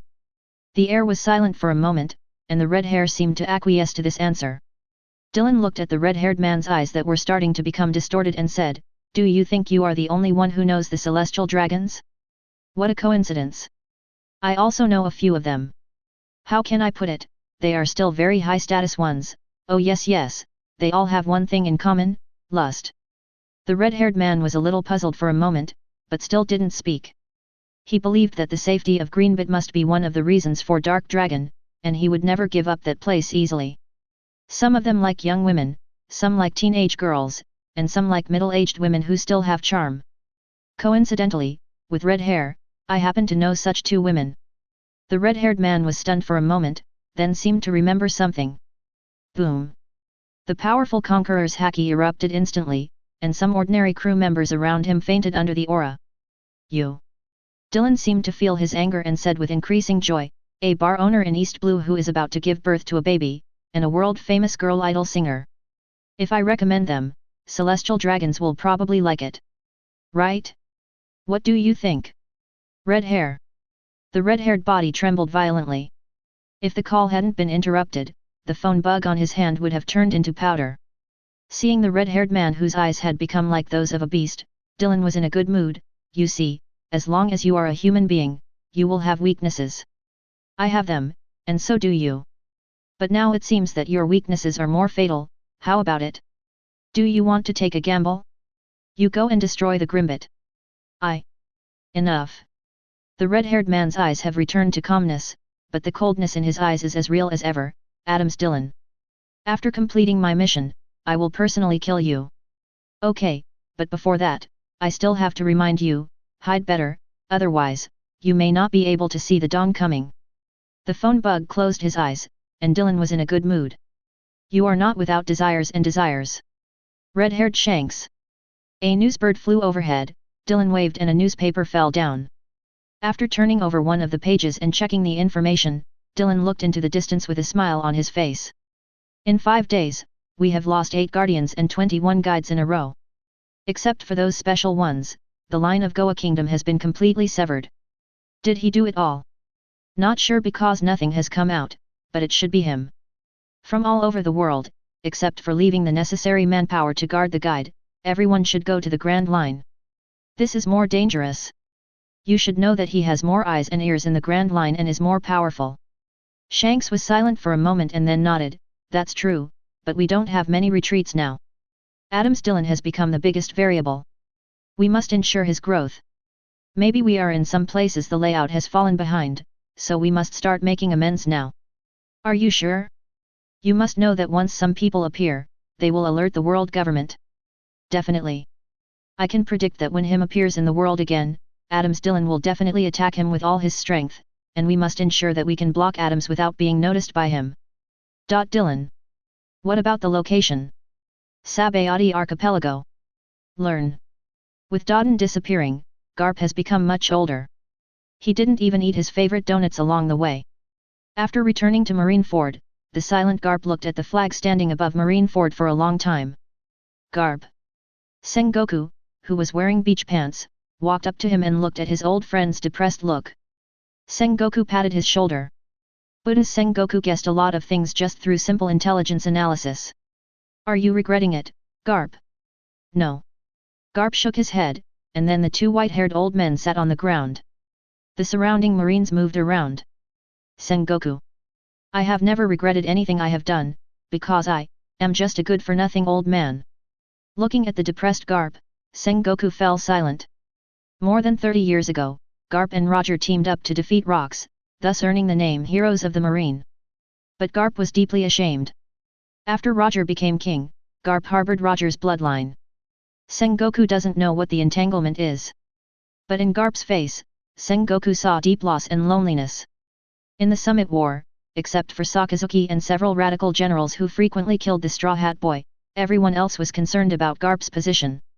Including himself, and that young man who was always known for his coolness. The appearance of Straw Hat Boy can be said to have made Marine look ugly in Summit War. Although they won in the end, it also caused great divisions.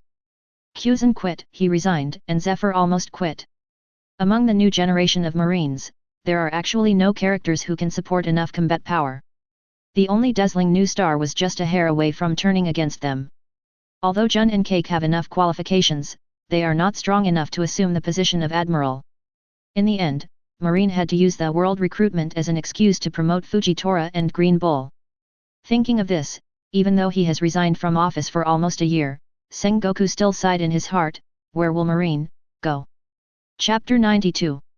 Greenbit's first auction meeting went extremely smoothly. But there are also many things that dissatisfy Dillon. For example, most of the alloys were bought by the same person. Golden Emperor Tetsalo. This money-hungry guy claims to own more than 20% of the world's Baileys. Able to drive celestial dragons and issue orders through world government. In view of the notoriety of the Dark Dragon, although Gulen Tezero's people monopolized most of the alloys at high prices, they were not as arrogant as before. Even when leaving, he very humbly welcomed the Vice Admiral to go to Gulen Tezero for vacation, and all consumption would be free of charge. Gulen Tezero. Dillon's fingers clasped rhythmically on the table. Tetsalo was far from evil. But he's not a good person either. A miserable man whose mind was twisted by hatred. According to our current pricing, if we raise the price, other people will be discouraged, and then our purpose of prospering Greenbit will have failed. If we keep the original price, with the financial power of the Golden Emperor and his wealth-making, I'm afraid this situation will happen every time. Faced with this situation, Tahir seemed unfazed. Obviously, this Golden Emperor is inviting Dillon to his Gulen Tetsalo in this way. All we need to know now is Dillon's attitude. With their strength, it is not difficult to destroy Gulen Tezero, and it can even be said that they do not need to take action from senior officers. A few guys in recruit are enough to erase the existence of Gulen Tetsalo. Is it the instigation from next door? Greenbit's next door Dressrosa? I don't know, but I don't think so. After all, that person's goal is to destroy Marie Joyce. Pushing you to be on the opposite side of the world government so quickly is not in line with his long-term goals, and he doesn't seem to be such a stupid person. Indeed. Doflamingo, this guy's vision and ambition should not allow him to make such a crude judgment. It seems that this is what the Golden Emperor himself meant. While Dillon was deep in thought, the green-gray telephone bug on the table rang. CP0's face appeared on the phone bug. One of our officers wants to see you. Sir? Dillon frowned. As far as he knew, the person in CP0 who could be called Sir should be Rob Lucci. But Dillon believes that there are other organizations above CP0, such as CP1? Either that or Rob Lucci is not considered the highest strength of the CP0 organization. After all, it is an organization that competes with the Revolutionary Army. With Rob Lucci's skills, I am afraid that he will not be able to survive even one round in Long's hands. Let him come up. The world government, did they notice what Tizalo was doing? Looking at the phone caller who fell silent but did not hang up, Dylan leaned forward slightly. Do you want Lao Zi to visit him? After a brief silence, a voice came from the other side again. He has passed. More than 10 minutes later, a man wearing white clothes and a mask appeared in Dylan's office. Dylan looked at the person in front of him and smiled. I wonder if your disguise can be any trick? Are you wearing a big dove on your head to prevent others from recognizing you? Rob Lucci. Rob Lucci's body visibly paused, and then he took off the mask on his face. I heard that you received an invitation from Gol D. I was ordered to complete the mission. The 5 elders ordered you to cooperate with me. Dylan lay in his chair and looked at Rob Lucci, neither talking to him nor saying no. What's the problem? Rob Lucci couldn't help but ask after a moment. A steel ball appeared in Dylan's hand, floating in his palm. The lightning wrapped around the steel ball, and the friction between the lightning and the air made a sizzling sound. Rob Lucci's pupils shrank slightly. During the Summit War, someone had seen him use this move to instantly kill Captain of the 7th Division of the Whitebeard Pirates Rockio. Give you a chance to reorganize the language. Faced with Dylan's strength and oppression, Rob Lucci's mouth twitched, but in the end he didn't say anything like CP is higher than Marine. Before coming, he did apply to the 5 elders for the cooperation of the nearest and strongest dark dragon Adams Dylan, but the attitude of the 5 elders was very strange. They simply nodded and said that Rob Lucci could go to Dylan to discuss it himself. This situation is simply unprecedented. You must know that the world government attaches no less importance to Gol D than those of the top powers. After all, the amount of wealth Gol D controls is really astonishing. But even for such a task, the 5 elders actually did not impose any orders, and did not even personally issue orders to the naval headquarters or G5 branch. I was ordered to deal with Gol D, hoping to get the cooperation of the G5 branch. Wrong answer. The steel ball turned into a stream of light and instantly came to Rob Lucci's forehead. Liu Qi, who transformed into a leopard form, looked at the steel balls wrapped with lightning in front of him and swallowed. Remember, I am the one in charge. As for how to deal with him and how to deal with Gol D, it is also my decision. Do you understand? No. Dylan stood up and recalled the steel ball, gestured to Tahir and then said to Rob Lucci, change your skin. Are you afraid that people will not know that you are CP0? Gol D, a giant ship that is 10 kilometers long. It drifts in the middle waters of New World all year round. Because its owner, the Golden Emperor Gilder Tetzalo, has unparalleled wealth, he secretly controls dozens of countries through money. It is classified as an absolute sanctuary by the world government and cannot be taken care of casually. Of course, in Dylan's view, this is just the rhetoric of the world government to support Gilder Tetzalo. A fat pig, of course, needs to be fattened before being killed to maximize profits. The Golden Emperor Gilder Tetzalo didn't seem to realize this at all, and instead acted more and more out of bounds. The arrival of Rob Lucci also proves that the harvest of world government has begun. When Dylan entered the port of Gol D on the G5 warship, a huge band and greeters lined both sides of the port. Dylan glanced at CP0 behind him.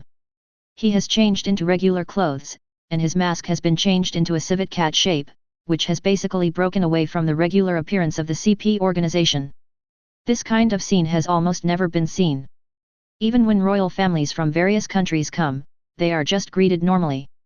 Celestial dragons usually don't come here. After all, this area already belongs to Danger Zone. He is still the same person, and he knows what he wants to ask just by looking at him. What a qualified compliment! Chapter 93.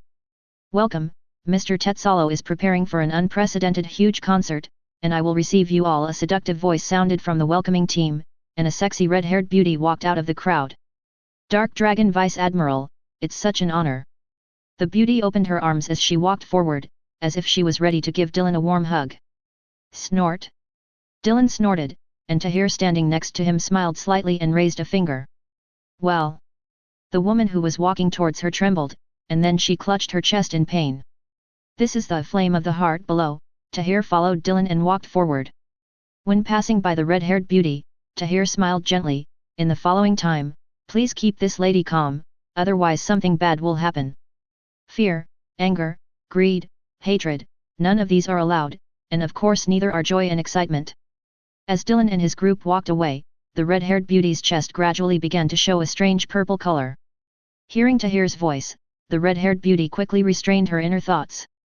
After her mood calmed down a little, the pain in her chest that felt like being pierced by a sharp sword finally eased. Tianhu, Tahir. Dylan didn't care about the beautiful woman who almost died behind him. Baccarat, the lucky fruit ability user.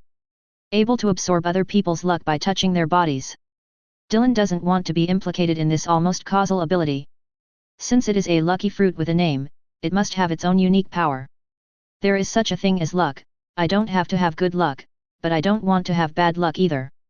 Tahir walked beside Dylan with a smile on his face, but thinking in his mind. Is this famous Golden Emperor so reckless?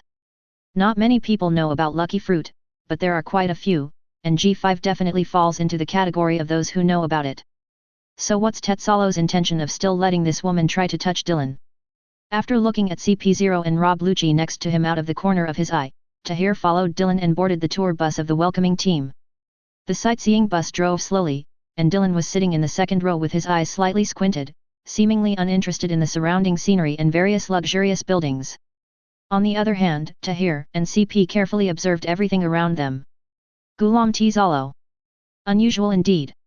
Even Rob Lucci, who has been stationed in Marie Joyce, was amazed by the luxury and high profile here. But then he felt a surge of contempt in his heart. Superficial people. Thinking of this, Rob Lucci glanced at Dylan in front. That guy also had astonishing wealth, but his style was completely different from Gilder Tetsalo.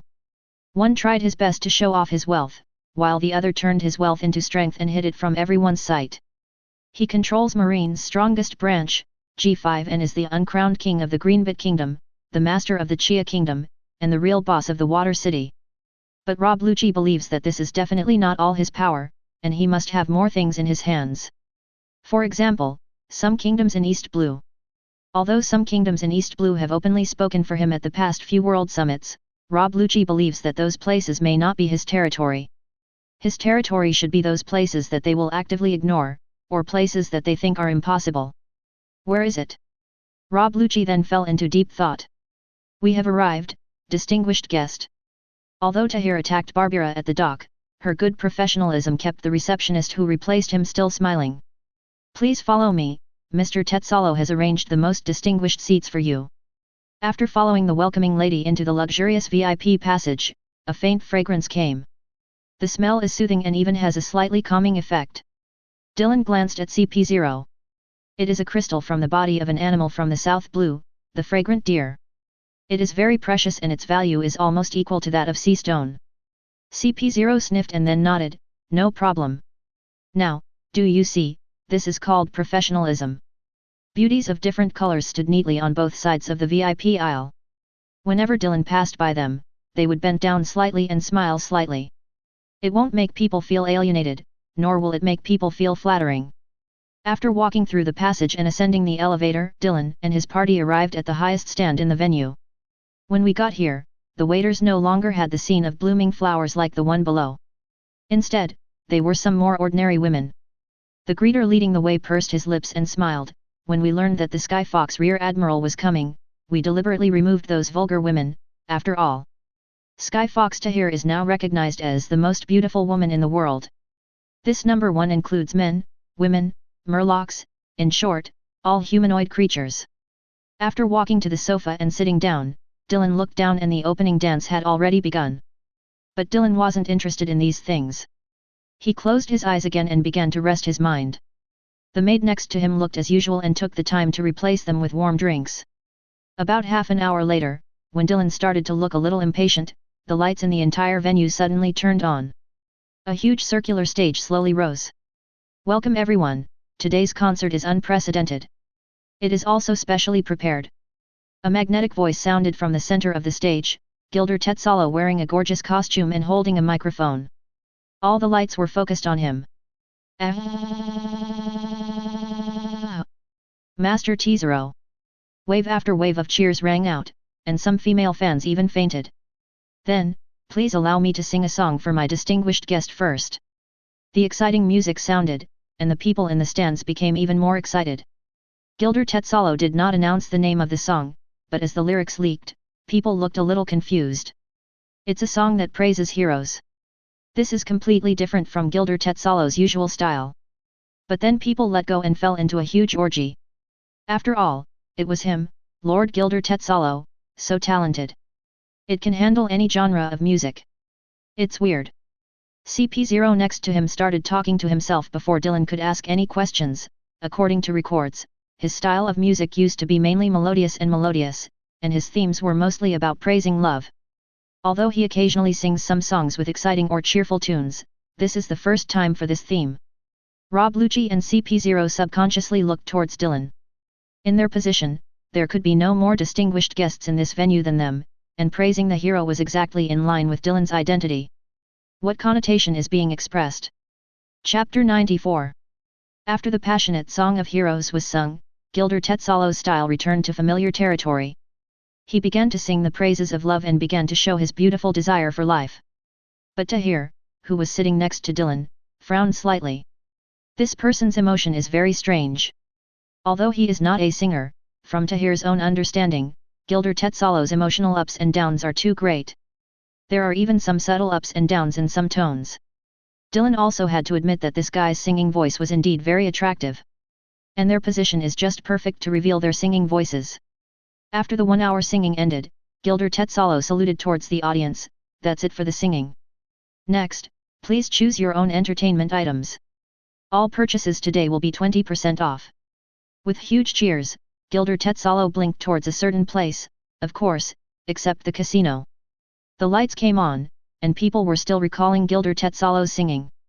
The waiter standing aside turned his body and said to Dylan, "Distinguished guest, Mr. Tetzalo invites you to come and dine with us." Dylan stood up and relaxed his body before following the waiter out. In the huge golden banquet hall, there were hundreds of dishes that were so luxurious that they were almost exaggerated. Gilder Tetzalo, who had already changed his clothes, stood behind the table and looked at the 4 people who walked in with a smile on his face. "Vice Admiral, the Dark Dragon, I didn't expect you to actually come." Dylan glanced at the dishes on the table and walked across from him, but did not sit down. "Tell me, why did you come to me in such a boring way? My time is very tight, you should know." Gilder Tetzalo didn't seem to feel Dylan's bad mood at all. He picked up the wine glass and shook it before saying, "People should learn to enjoy life, especially after they have enough power and wealth." After taking a sip of wine, Gilder Tetzalo glanced at the Dylan CP duo standing behind him and turned his attention back to Dylan. "Your wealth is equally astonishing, but you use it for it's such a shame that it's a useless place. How about joining forces with me? With my power, your strength, and our wealth combined, we can definitely enjoy a better life. We can buy everything in the world. Beauty, wine, land, kingdom, and even becoming celestial dragons is not impossible. How are you breaking up with Doflamingo? He will be sad if you let him know." Gilder Tetzalo put down his wine glass and stood up indifferently. "Heavenly Yaksha? Just a celestial dragons who was expelled. In terms of power, I have better people to drive, and in terms of strength, he is not the best. Cooperate with me. This relationship is based on the premise of reciprocity, isn't it? You can stop talking nonsense, I'm not interested in cooperating with you." Dylan stretched out a finger and tapped on the huge gold dining table, which melted instantly. "Your people are not welcome in Greenbit." After speaking, Dylan turned around and walked out the door. Rob Lucci was stunned for a moment, but then remembered what he said before, and could only follow him out in silence. "It seems that we can only choose the time again. I'm not welcome? What about the celestial dragons?" Seeing Dylan's body stop as he walked to the gate, Gilder Tetzalo said with a smile, "After the relocation of Marineford, the Sabayati archipelago became a lawless place. Celestial dragons is also very boring up there. I am going to. They suggested merging my Gol D and your Grimbit into one. The strongest marine branch, G5, is responsible for guarding it, forming the most luxurious and safe entertainment center in the world." Hiss. A shadow disappeared in place. The next moment, he appeared in front of Gilder Tetzalo. Clang. "Ha ha ha ha, he is just like the legend, he is an impatient and violent guy." A golden shield condensed in front of Gilder Tetzalo's body. Dylan's fist severely deformed the shield, and the dented shield was just a hair away from the tip of his nose. "Your power is more than that. I know it. From your performance in the Summit War, you see, there are so many things that money can buy. How about it? If you don't accept it, that's fine. Then I want the green bit area. Boom. There was a dull sound of metal intersecting, and the body of Gilder Tetzalo, who had turned into a golden man, was instantly embedded in the wall. Actually took action. In the smoke, Gilder Tetzalo wiped the bloodline from the corner of his mouth with his thumb, then stuck out his tongue and licked the blood on his thumb. The floors and pillars made of gold began to change. Gold bomb, boom. A huge explosion sounded, and the entire palace exploded instantly. A series of explosions separated Dylan, CP, and Tahir. Countless golden dust floated in the thick smoke raised by the explosion. Gold dot splash. Boom. A heavy blow sounded, and the gold covering Gilder Tetzalo's body was completely distorted by Dylan's punch. But then his twisted body began to fuse with the surrounding gold crazily. The whole of Gulam Tzero was groaning in tears. Those golden buildings disintegrated one after another and rushed towards Gilder Tetzalo from all directions. Is Paramecia's awakening? Dylan twisted his neck and looked at the hundreds of meters tall golden giant in front of him. Flying a Gundam is indeed a man's romance, but with this kind of body. The thunderclouds in the sky rotated, forming a huge storm core. Gilder Tetzalo, who transformed into a golden giant, was not afraid. Boom! Lightning beams of tens of meters thick fell directly, and the entire Gulan Tzero sank to the sea surface under the impact of the thunder. It's just a target. Pata! After being struck by lightning containing high heat, the surface of Gilder Tetzalo's golden giant showed signs of melting. The golden water in the beach began to fall towards the ground. Gilder Tetzalo seemed unaware. Gold dot karma fire. A huge fist with molten gold fire hit Dylan. Boom! The originally magnificent and luxurious palace was instantly reduced to ruins. Hit! Gilder Tetzalo felt the touch on the golden giant's fist, with a hint of excitement and a hint of disappointment in his eyes. Ah, it hit the air. In the sky, Dylan was suspended opposite the golden giant. It's not difficult for me to catch this kind of attack, but sometimes I don't understand. Why do I have to catch an attack that can be avoided? What logic is this? For example, the Ape King's spear, the ape shins. Why do you have to pick it up with your face? Isn't it the final ripple? Why don't you just dodge it and wait for your strength to run out before I can kill you easily? Forcing a wave to do something like this is very exciting, but also stupid. Chapter 95. The golden giant looked startled at first, and then let out a shocking laugh. Well said. Gold and karma fire hell, boom. Boom. Boom. The golden giant's fist smashed crazily in Dylan's direction, and the entire Gulan Tzalo began to shake. Residents and tourists had long since fled. On the ruins in the distance, Rob looked at the dust and smoke in the sky, and wanted to take the opportunity to conduct a sneak attack and kill Gilder Tetzalo directly. But just as he was about to leave, Tahir, who was standing not far from him, suddenly said, I advise you not to do this. This is an insult to our general. As soon as he finished speaking, purple flames appeared in front of Rob Lucci out of thin air. Tianhu, Tahir. This guy who has the ability to suppress Phoenix Margiao. Whether it's this guy, Tom the Raging Sea, or Shiryu the Rain, they all only take orders from Dark Dragon Adams Dylan. There are even rumors that if it weren't for convenience, they wouldn't want to accept Marine's military rank at all. After taking a breath, Rob Lucci said in a deep voice to CP0 next to him, go and find the address where Gilder Tetzalo hides his wealth. After the CP duo left, Tahir stood looking at the battle in the distance and frowned slightly. Golden Emperor. Did he deliberately anger Dylan in order to seek death? It seems that this person understands his situation very well. The final, let's decide the winner. Gold. God's punishment. Countless pieces of gold soared into the sky, turning into missile heads and flying towards Dylan. As if sensing something, Dylan looked a little more serious. In that case, then I'll satisfy you. Looking at the speeding warhead, Dylan pulled out the shura that had not been unsheathed. Judgment of Sin, 10 Palaces of Yama. The majestic slashing sword energy exploded instantly. Although it was called Yamluo, there was no sinister meaning in the slashing strike. Instead, it was filled with vast power and righteousness. Thousands of warheads were chopped into pieces the moment they collided with the slashes. Chop it again. Not only were their materials chopped up, but the impact contained within them was also cut off. Countless gold powder floated in the air, and the giant drained by golden divine punishment had long since disappeared. Gilder Tetzalo lay on the ground and looked at the sky.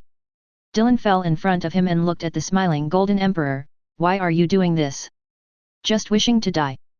Of course, also to see you. Look at me. Dylan leaned on Shura, begging for death, and he could feel it. But as for him saying to look at himself, he didn't understand. Although this body is indeed handsome. But it's not something you, the world's richest man, can support. Gilder Tetzalo took out a coin from his arms and rubbed it. Ah, let's see if you can make this world a better place. The ancient coin with a negligible face value seemed to be some precious treasure. Gilder Tetzalo stroked it so carefully. After putting the coins back into his breast pocket, Gilder Tetzalo looked at Dylan and said, "Kill me." Adams Dylan. It doesn't make sense to me. Dylan frowned. Although there was no big problem in killing this guy, he didn't want to cause himself too much unnecessary trouble. Having too many lice is really worrying. Consider it a transaction. Gilder Tetzalo's eyes were extremely calm. As a thank you, it will have been sent to G5 when you set off. Thank you? What else does this guy have besides money? If too much money flows into the market without planning, it will cause inflation. This is of no use to me. On the contrary, it will bear an extra burden. Help me, I don't want to. Gilder Tetzalo looked at Rob Lucci flying towards here on the moonwalk from a distance. Becoming a slave again. Rob Lucci looked at Gilder Tetzalo lying on the ground in the distance. Already got it. His wealth. But people must also take it back, be able to control the power of gold, and have his outstanding business capabilities. Laugh. Shura penetrated Gilder Tetzalo's heart. Gilder Tetzalo's lips instantly overflowed with blood. Cruel, but surprisingly gentle, dark dragon Adams Dylan. Although Shura's blade pierced his heart, it avoided the position of the coin. Blood flowed from both sides of his body, and a sense of exhaustion hit Gilder Tetzalo's heart. Beautiful, beautiful hometown blooming flowers, my beloved girl. Gilder Tetzalo sang a common little tune softly and with difficulty. In his sight, a blonde woman with a sad face appeared in the sky. But as if she heard his singing, the sadness on the woman's face disappeared. It sounds really good, Tetzalo. Blood spread on the ground, and Gilder Tetzalo looked satisfied and happy. He moved his lips slightly and made an almost inaudible sound, thanks. Boom.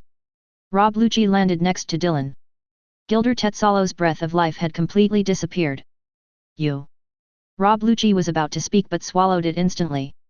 The killing intent that permeated Dylan's body was almost turning into reality. Even now, he felt an unspeakable fear. After taking a look at Gilder Tetzalo's body on the ground, Dylan turned around and left with Shura in hand. Rob Lucci stood there with an ugly expression. The mission was only half successful. Looking at Dylan walking away, Rob Lucci felt doubts in his heart. Why on earth is he so angry? Was it just because he was attacked by Gilder Tetzalo? Or because Gilder Tetzalo played a trick on him? The dead lose their value. Rob Lucci glanced at the corpse on the ground and then remembered the momentum that Dark Dragon had just exploded. Money is of no use, power is the only thing. After returning to the warship, I lay on the deck chair and looked at the sky. Do you know that person? After feeling that Dylan's breath was calm, Tahir sat on the side of the boat and started chatting with him. So be it, Dylan narrowed his eyes slightly. Of course he knew Gilder Tetzalo's past and the story between him and the woman named Stella. A slave living in confusion and hesitation. Being oppressed by something that once shattered my mind, I was unable to resist. He has an almost paranoid fanaticism about money and wealth, but he is also enslaved by money. Is this his fault? He is at fault. But the source? Dylan looked out to sea, across the mountains and across the sea. Come to that holy land that is untouchable by mortals. Celestial Dragons. Chapter 96. After returning to G5, Tom walked into Dylan's office carrying a large box. It was sent by Gulen Tezero's people after you left. After saying that, Tom put down the box and turned around and went out. Dylan walked to the box, opened it, took a look, and then closed it instantly. This guy. Only then did he understand the meaning of that sentence. See if you can make the world a better place again. Is this the wealth he has carefully reserved? After sighing, Dylan put the box into the ring. A month later, Dylan received new information. Many unfamiliar faces have appeared in and around Sabayati archipelago. We have not contacted them rashly, but by inferring that their movement trajectories should be gathered from the 4 seas. Tahir turned over the information in his hand. It is worth noting that some of them are suspected to be related to the original members of the Roger Pirates, and some of them should be related to the East Blue group. Where are those Rayleigh, Shucky, Crocus, Jabba, Silka? Tahir shook his head. There is no trace of them. With their skills, it is estimated that it will be difficult for the people we send out to contact them. After listening to Tahir's report, Dylan began to think deeply. There was no news from East Blue, which meant that they were not going to East Blue. It seems they are also wary of East Blue. Now that they've pulled out of the East Blue, they've moved most of the people to the Grand Line. At this point, Dylan couldn't help but feel a little worried. In fact, his control of the Grand Line was far less deep and broad than Shanks imagined. The power in this sea surrounding the world is intertwined.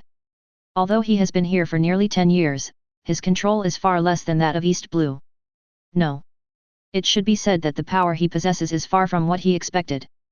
There is only a little more than a year left before the so-called New Dawn, and my pace must be faster. Where's that giant?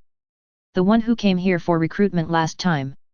Salpa Diablin, according to your request, he is still receiving training from Zephyr and has not been assigned to a specific combat unit for the time being. Giants, little people, fur people, fish people. G5 has acquired some alien races. No. You can't say that. After all, except for the Dongtata tribe, everyone else is an individual, not a group. Moreover, according to Ganqiao, the Dongtata tribe is just one of the small human tribes and does not represent all small human tribes. With Zephyr, Tom, and you at the base, let other combat troops set sail and compete with Teach for the territory of the original Whitebeard pirates. Grasp the proportions and expand to a certain extent to establish a new kingdom. Don't include them all. Under the name Greenbit. Yes. Dylan stared at the map. Wano Kuni was too far away. Last time he picked up Au when Kaido was out, but now, Kaido is almost always on Onigashima. A large-scale attack on Wano Kuni is obviously unrealistic, and even if he attacks alone, he may not be able to capture Kaido in a short time. The other emperors who receive the news will inevitably rush to Wano Kuni or raid G5 for whatever reason. Linlin, who is friends with Kaido, the redhead who is committed to maintaining balance and waiting for Joey Boy to grow up, and Teach, the opportunist. Even if these guys weren't there to help Kaido, even if they had the mentality of picking up the slack, I wouldn't be able to face them all at once. Not to mention, the Uranus in the G Emperor cloud over Wano Kuni is also likely to be exposed to their field of vision. This is not in your own interest. Uranus, the ancient weapon hidden above Wano Kuni. It needs some kind of power to drive, and the elephant owner. This monster. His mission may have been to carry Uranus on his back. The last time he went to Wano Kuni, Dylan could only vaguely feel what was in the cumulus clouds, but the cumulus clouds were rich in a large amount of high-purity sea stone, which prevented Dylan from going to find out. And in Wano Kuni, in addition to the red historical road sign text in Kaido's hand, it is very likely that the last red historic road sign text is hidden. After all, the Kojiki family were masons who once carved the historical text for the D clan. They not only mastered the reading and writing of ancient characters, but also mastered the method of making historical text. Although the production method has been lost, the method of reading and writing was also lost after Odin's death. But thinking from the perspective of origin, Wano Kuni is most likely the location of the last road sign text. After all, the extremely bad weather and the geographical location that even the world government find very difficult are indeed very suitable for storing road sign text. In the known road sign text, one is stored in Zou, one is stored in the Fishmen Island, one is in the hands of Anti, and the other is in Kaido's hands. Although the piece of the Fishmen Island has been moved, it can be judged that the road sign text is different from the blue and grey historical text. They should all be stored in difficult terrain in the Grand Line. Moreover, it is a group that has concluded some kind of promise with the D family. This is exactly in line with the identity of the Fur tribe, the Fishmen Island, and the warrior village. What needs to be considered now is whether the road sign text in Anti's hand is the one originally stored on the Fishmen Island. And did the piece on Kaido's hand come from the Flower City? If there is overlap, then there is still the last unknown piece, or the text of history that was once stored on the Fishmen Island was taken away and kept by Whitebeard during his asylum. At this point, we can make some judgments from Whitebeard's expectations for the new era and Marco's always guarding the hometown of Whitebeard. The Fishmen Island peace should not coincide with Auntie's. After all, Auntie's people have been in and out of the Fishmen Island many times. If it is to be moved, she will not let that peace go. Stone with Joy Boy's letter of conviction. After gathering his thoughts, Dylan picked up the phone bug. Have you found the person I'm looking for? On the other end of the phone bug, an albatross face appeared. Found it, no information was exposed, right? Morgans nodded. No, this time I personally researched and judged the information, not anyone else. Send me the specific location through the channel I left for you. Good. After hanging up the phone from Morgans, Dylan picked up the blue phone bug. I need a pardon. The bald five elders frowned. Amnesty order? Criminals in Impel down. Yes, but not entirely, because he has escaped.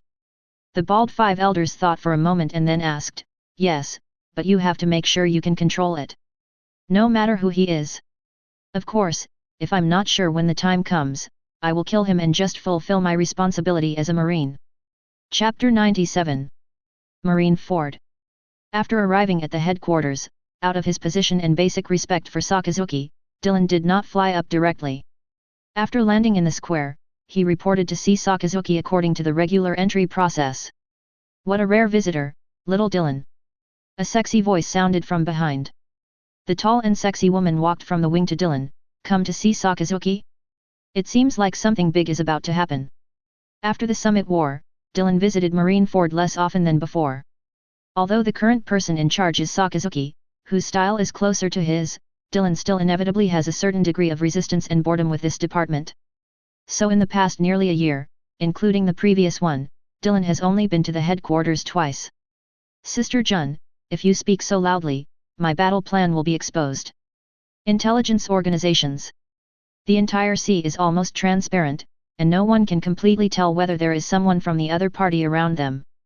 Marine's Sword, World Government's CP, the power of the Linlin family, the power of Morgans, and many others, these things are simply impossible to guard against. Unless, like his East Blue Intelligence Organization. It was obvious that someone's heart rate had changed around him, but Dylan didn't point it out. Since Morgans gave himself the guarantee, it shouldn't be a big problem. And that guy, not everyone can mess with him. Jun and Dylan walked to the lift platform side by side, and Dylan looked at the kinpara on her waist. Sister Jun, I heard that you are also a world-famous swordsman.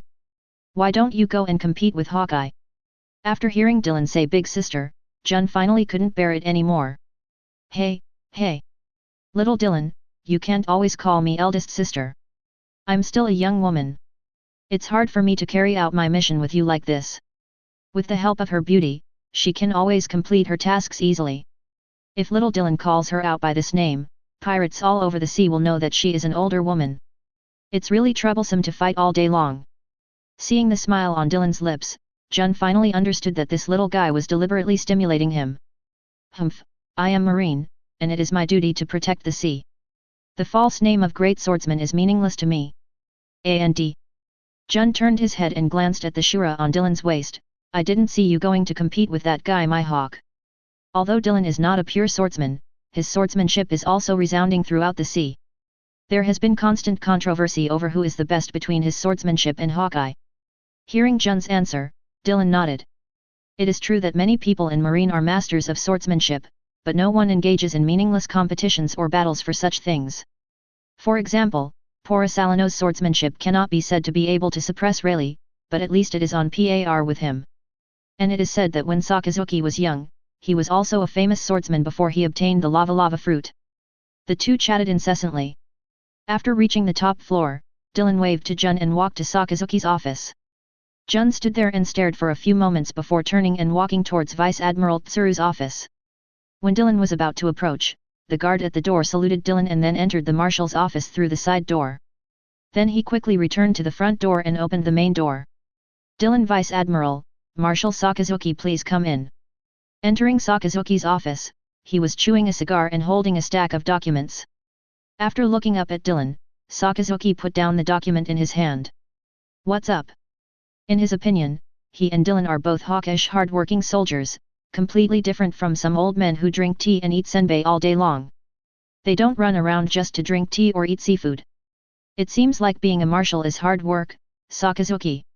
Sakazuki glanced at Dylan in surprise. Why do you sound like Sengoku? This is not a good habit. Dylan laughed, changed into a comfortable position and said, I'm here to apply for an order. Order? Sakazuki frowned. Normal orders did not require the two of them to communicate with each other. It was enough for the people below to communicate. Moreover, G5's autonomy has reached its peak after he took office, and it is almost equivalent to an independent existence.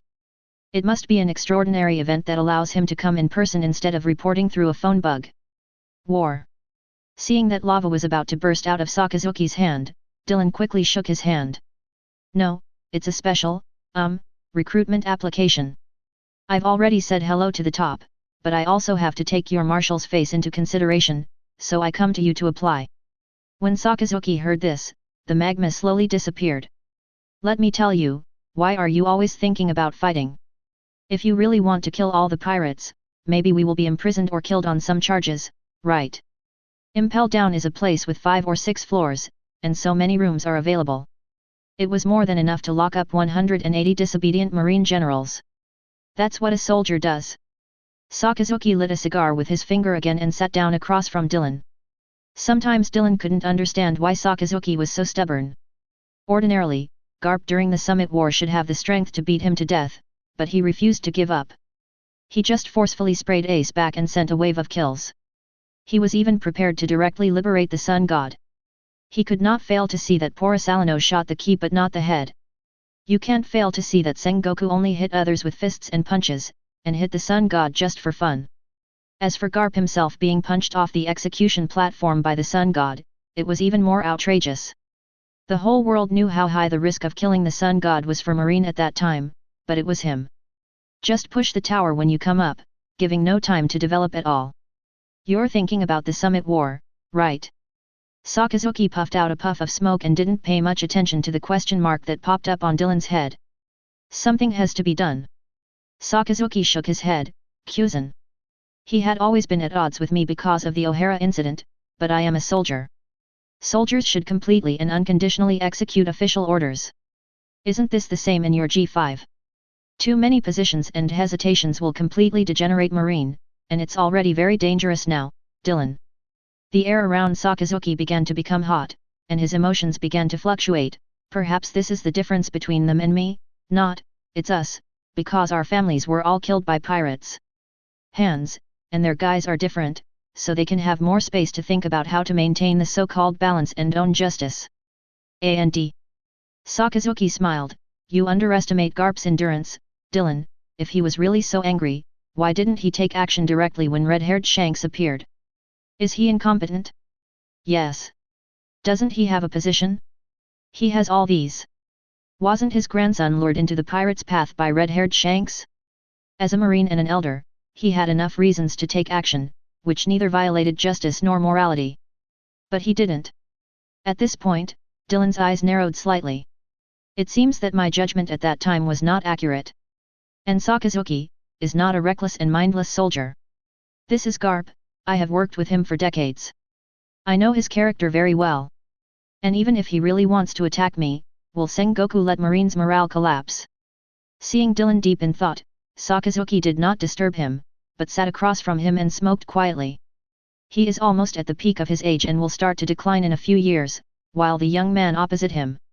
He has power, means, and a close relationship with Marie Joyce. Such a person has a peak period that lasts for decades.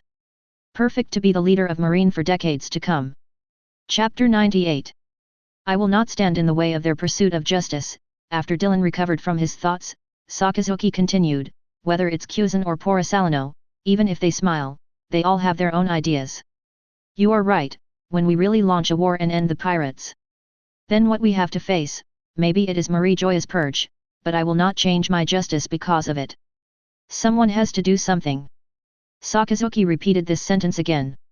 Things must be prioritized. I am not a politician.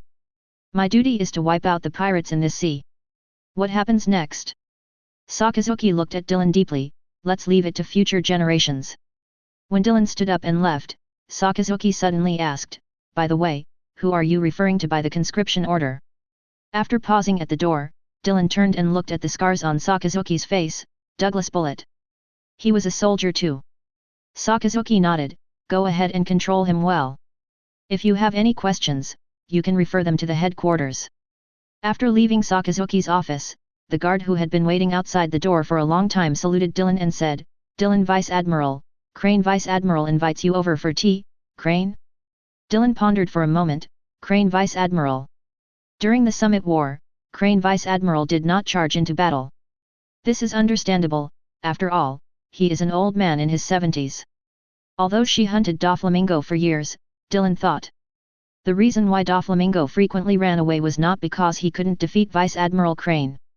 It's more likely because he understands that if he takes action against Vice Admiral Tsuru, the consequences may be facing angry Garp, Sengoku, Zephyr, and Jun.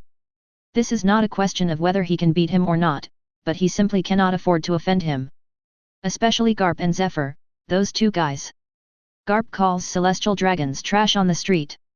The rule Marine cannot conquer Shishibukai is difficult to restrain Garp. Garp is really going to be cornered, and celestial dragons has to do a dance to cheer up the situation. After all, who would want to offend an old man who has no ambition but has great power and reputation? Dylan nodded to the guard and motioned for him to lead the way. After walking into Vice Admiral He's office, there were documents everywhere. Marine's situation is really in decline. Does Grandma He still have so much work to do? Jun, who was sitting aside, put down the teacup in his hand and looked at Dylan. Hey, why do I feel like you are talking about me? Dylan walked over to Jun and sat down, nodded towards Vice Admiral Tsuru, then picked up the teacup and took a sip. That's not entirely true.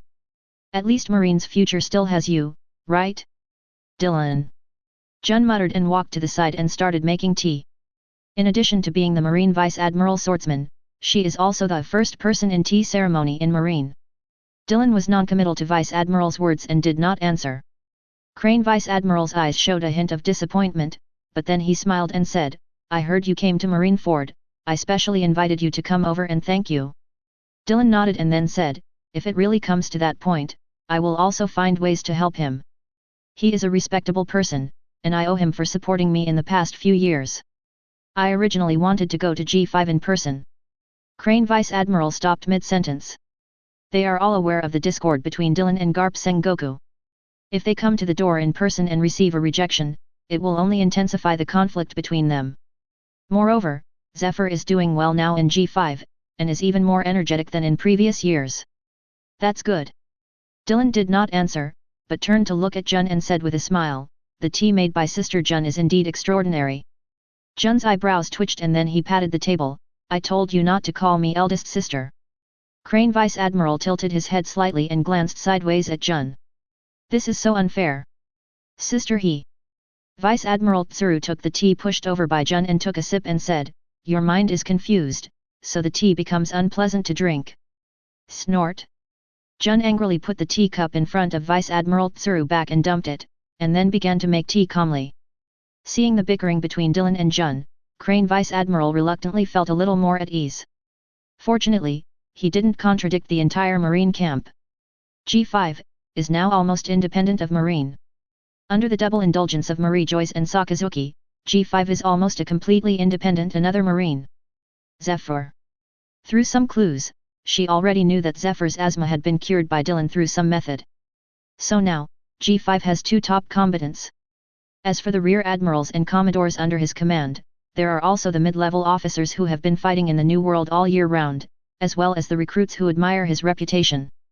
After adding one or two top-level combatants, G5 will have the strength to compete with Marineford. Sengoku. I hope your judgment is correct.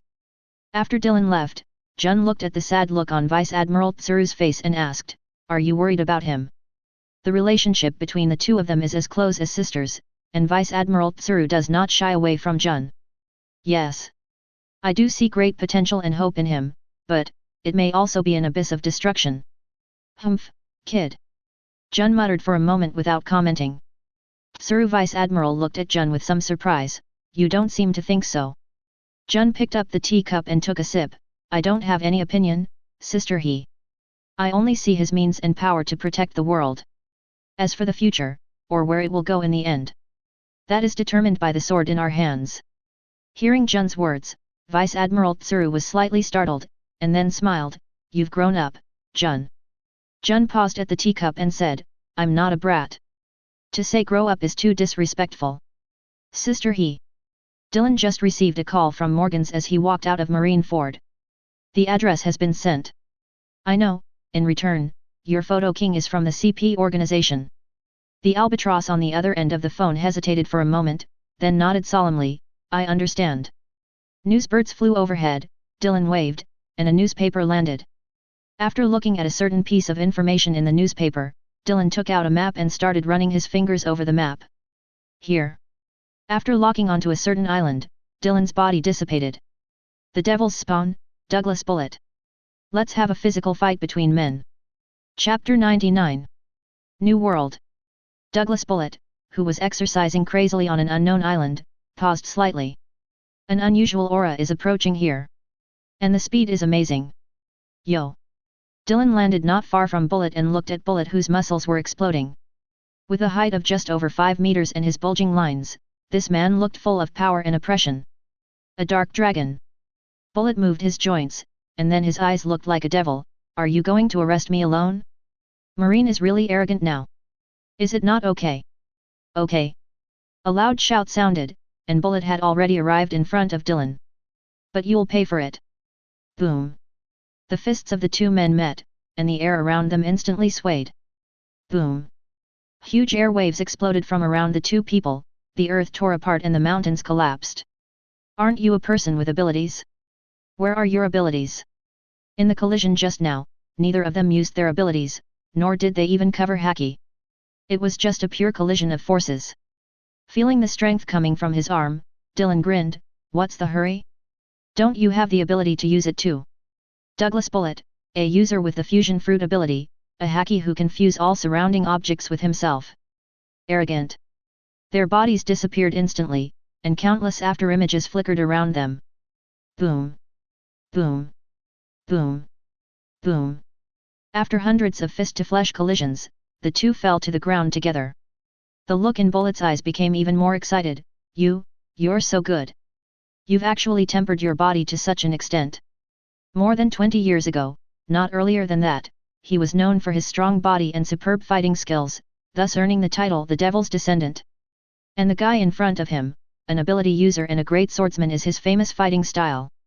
But what Bullet didn't expect was that he was actually as good as Grandmaster in unarmed combat, and even his physical body was on par with him. This gave Bullet a sense of enthusiasm that he had not seen for a long time. The warm-up is over. Show your real skills. Haki covered Bullet's whole body, and his aura began to grow crazily. The same Haki also covered Dylan's whole body, and the moment their eyes met, they pounced on each other at the same time. Boom. Bullet's fist hit Dylan in the face, and Dylan's fist hit him hard in the stomach. No one dodges this move. The moment the power exploded, the two bodies flew backward at the same time. Two mushroom-shaped smoke rose from where the two men landed. The next moment, two black shadows jumped out of the smoke, and the earth trembled again. Even the surrounding sea began to surge. Cheek. Chest. Lower belly. All kinds of fragile and deadly places are being bombarded by the opponent. But the more they fought, the more excited they became, and the more they fought, the crazier they became. They even gave up defense invariably, just hoping to hit the opponent with the next move. Euler. Wood big. Call. Beads of sweat appeared on Bullet's forehead, and heat began to evaporate from Dylan's body. Bullet's eyes flashed red, and Haki began to merge with his body. The color of his skin began to change towards blue-purple, and his aura increased again. Dylan in the distance adjusted his breathing, and then the surface of his body began to glow with lightning. The activity of cells began to increase tremendously, and Haki, strength, and neural responses all entered a whole new level. Boom. A simple punch. The entire island began to collapse, all the mountain peaks turned into powder, and the island turned into a devastated flat land. Your fruit development is also very good. In the gap between the two fists, the space showed signs of being torn apart. The dark clouds in the sky began to surge crazily, as if there was a big hand stirring it inside. Dylan grinned, yours is just average. Bullet's expression darkened, but he didn't hear any mockery in Dylan's words. Impossible. Are there other directions for fusion fruit? Why do you say that? But this doubt flashed through his mind instantly. The strong self-confidence made him smile again, and the higher intensity of haki began to blend with his body. His complexion also became darker. The fists of the two people began to slowly separate, and black thunder burst out in all directions. Conquerors in Marine? It seems that your ambition is not small. But the next second, Bullet's eyes showed a different emotion. His conquerors is not as simple as direct entanglement. There are more complex changes inside. How is it done? Are you aware of it? Dylan's conquerors began to slowly press toward him. Interesting. With a loud roar, Bullet's body flew far away and sank into the ground. A burst of purple light filled the air from the smoke and began to spread toward the surroundings of the giant crater. Dylan stood there panting slightly. He also lost a lot of physical strength in this high-intensity battle. But he may not have experienced this kind of sweaty battle for a long time, especially this kind of hand-to-hand combat, which made all the muscles and cells in his body excited. The blood rushes through the body, and the heart swells like an oven. Every inch of skin is releasing strength, and every pore is desperately opening. On the other side of the island, a giant several hundred meters tall has completed the fusion. Opposite him, in the center of the island, Dylan stood looking at the exaggeratedly large thing. This kind of body. Dylan shook his head, then slowly floated up into the sky. Are you looking down on me? Are you waiting for me to complete the fusion on purpose? A huge voice came from the giant's mouth. Thunderclouds began to roll in the sky, and countless thunderbolts fell from the sky and clung to Dylan's body. His entire body turned into a ball of light that was too dazzling to look directly at it. No. Dylan's voice came out from the light group. I want to tell you that facing certain opponents, your huge body will only become your weakness, and it will also greatly waste your physical strength and haki. So confident. Marine. The giant roared up to the sky, then raised his palm as big as a ship and hit Dylan. The huge palms drove the flow of air to form an astonishing gust of wind. Lightning exploded, and tens of thousands of thunder pillars fell simultaneously in the sky. Bind the demon. The thunder net closed instantly, and the fusion giant's arms were cut off directly under the restraints of the lightning. Above the giant's head, a figure with flying hair raised his right hand high. His right hand held a huge red sphere that exuded an aura of destruction. Feeling the aura that extinguished everything, Bullet's eyes finally changed. What kind of thunder is this? But before he could make the next reaction, a loud bell-like voice came from the thunder cloud. Deluomingian, the giant red ball of lightning descended from the giant's head with overwhelming force. Boom boom boom. Starting from the giant's head, countless fused things began to recover, dissipate, and decompose. The giant ball of lightning pressed Lei-T's body, unable to move. Facing this force, he could only gather haki to protect his body. There was no strength left to resist. Boom. The island made a muffled sound. The surrounding sea rippled, and then one wave after another spread out into the distance. By tens of kilometers away, the waves had formed a huge tsunami. Dylan was stunned for a moment when he saw the tsunami roaring away. FK. Received it, but not completely. Salted fish cuisine is not here again. The Pawpaw team is in big trouble. Fortunately, this is the middle and back part of the FG New World, and those who drowned should all be pirates. The ground has completely sunk in, forming the shape of a large bowl. Bullet lay in the bowl, looking dazed. Chapter 100. Are you a great swordsman? Bullet, lying on the ground, recalled the man's information in the battle just now. Ah. Yes. Practicing swordsmanship. On the one hand, it's more straightforward to kill people, and on the other hand. Dylan took out the cigarette, slightly pulled apart the thumb and index finger of his right hand, and a subtle lightning flash appeared, lighting the cigarette. It's to avoid certain special situations, such as immune to death no matter how you fight, then you can only cut off the head. After hearing Dylan's words, Bullet turned his head and looked at him, then why don't you chop off my head, Call. After taking a puff of the cigarette, Dylan looked at the guy embedded in the ground next to him. If I want to chop off your head, I'll chop it off as soon as I come up. Doing so many fancy operations is not my style. Dylan looked up and looked into the distance. Shura had been taken out of the ring and inserted aside. So, you are defeating me in the same way at every stage of the fight. Do you want me to follow you? Just like Roger did back then. After finishing speaking, Bullet fell silent again. Roger. He didn't make it this far. He did beat himself, many times. But it's not like this man, defeating himself in an almost mirror image way. Taijutsu, Haki, fruit abilities, fruit awakening abilities. He had all been defeated by him. And his swordsmanship, I haven't seen it yet. Yes, otherwise do you think I would really come here to wrestle with you so leisurely? Bullet smiled, then said, Marine, Che, what if I refuse, call. After blowing out a puff of smoke, Dylan pointed in the direction of Shura with the finger holding the cigarette, cut off your head, that's my usual style. I'm not lying. Bullet looked at the blue sky, Roger died of illness, Whitebeard also died. I heard that the Golden Lion was also killed by you. There are not many strong men left in this world.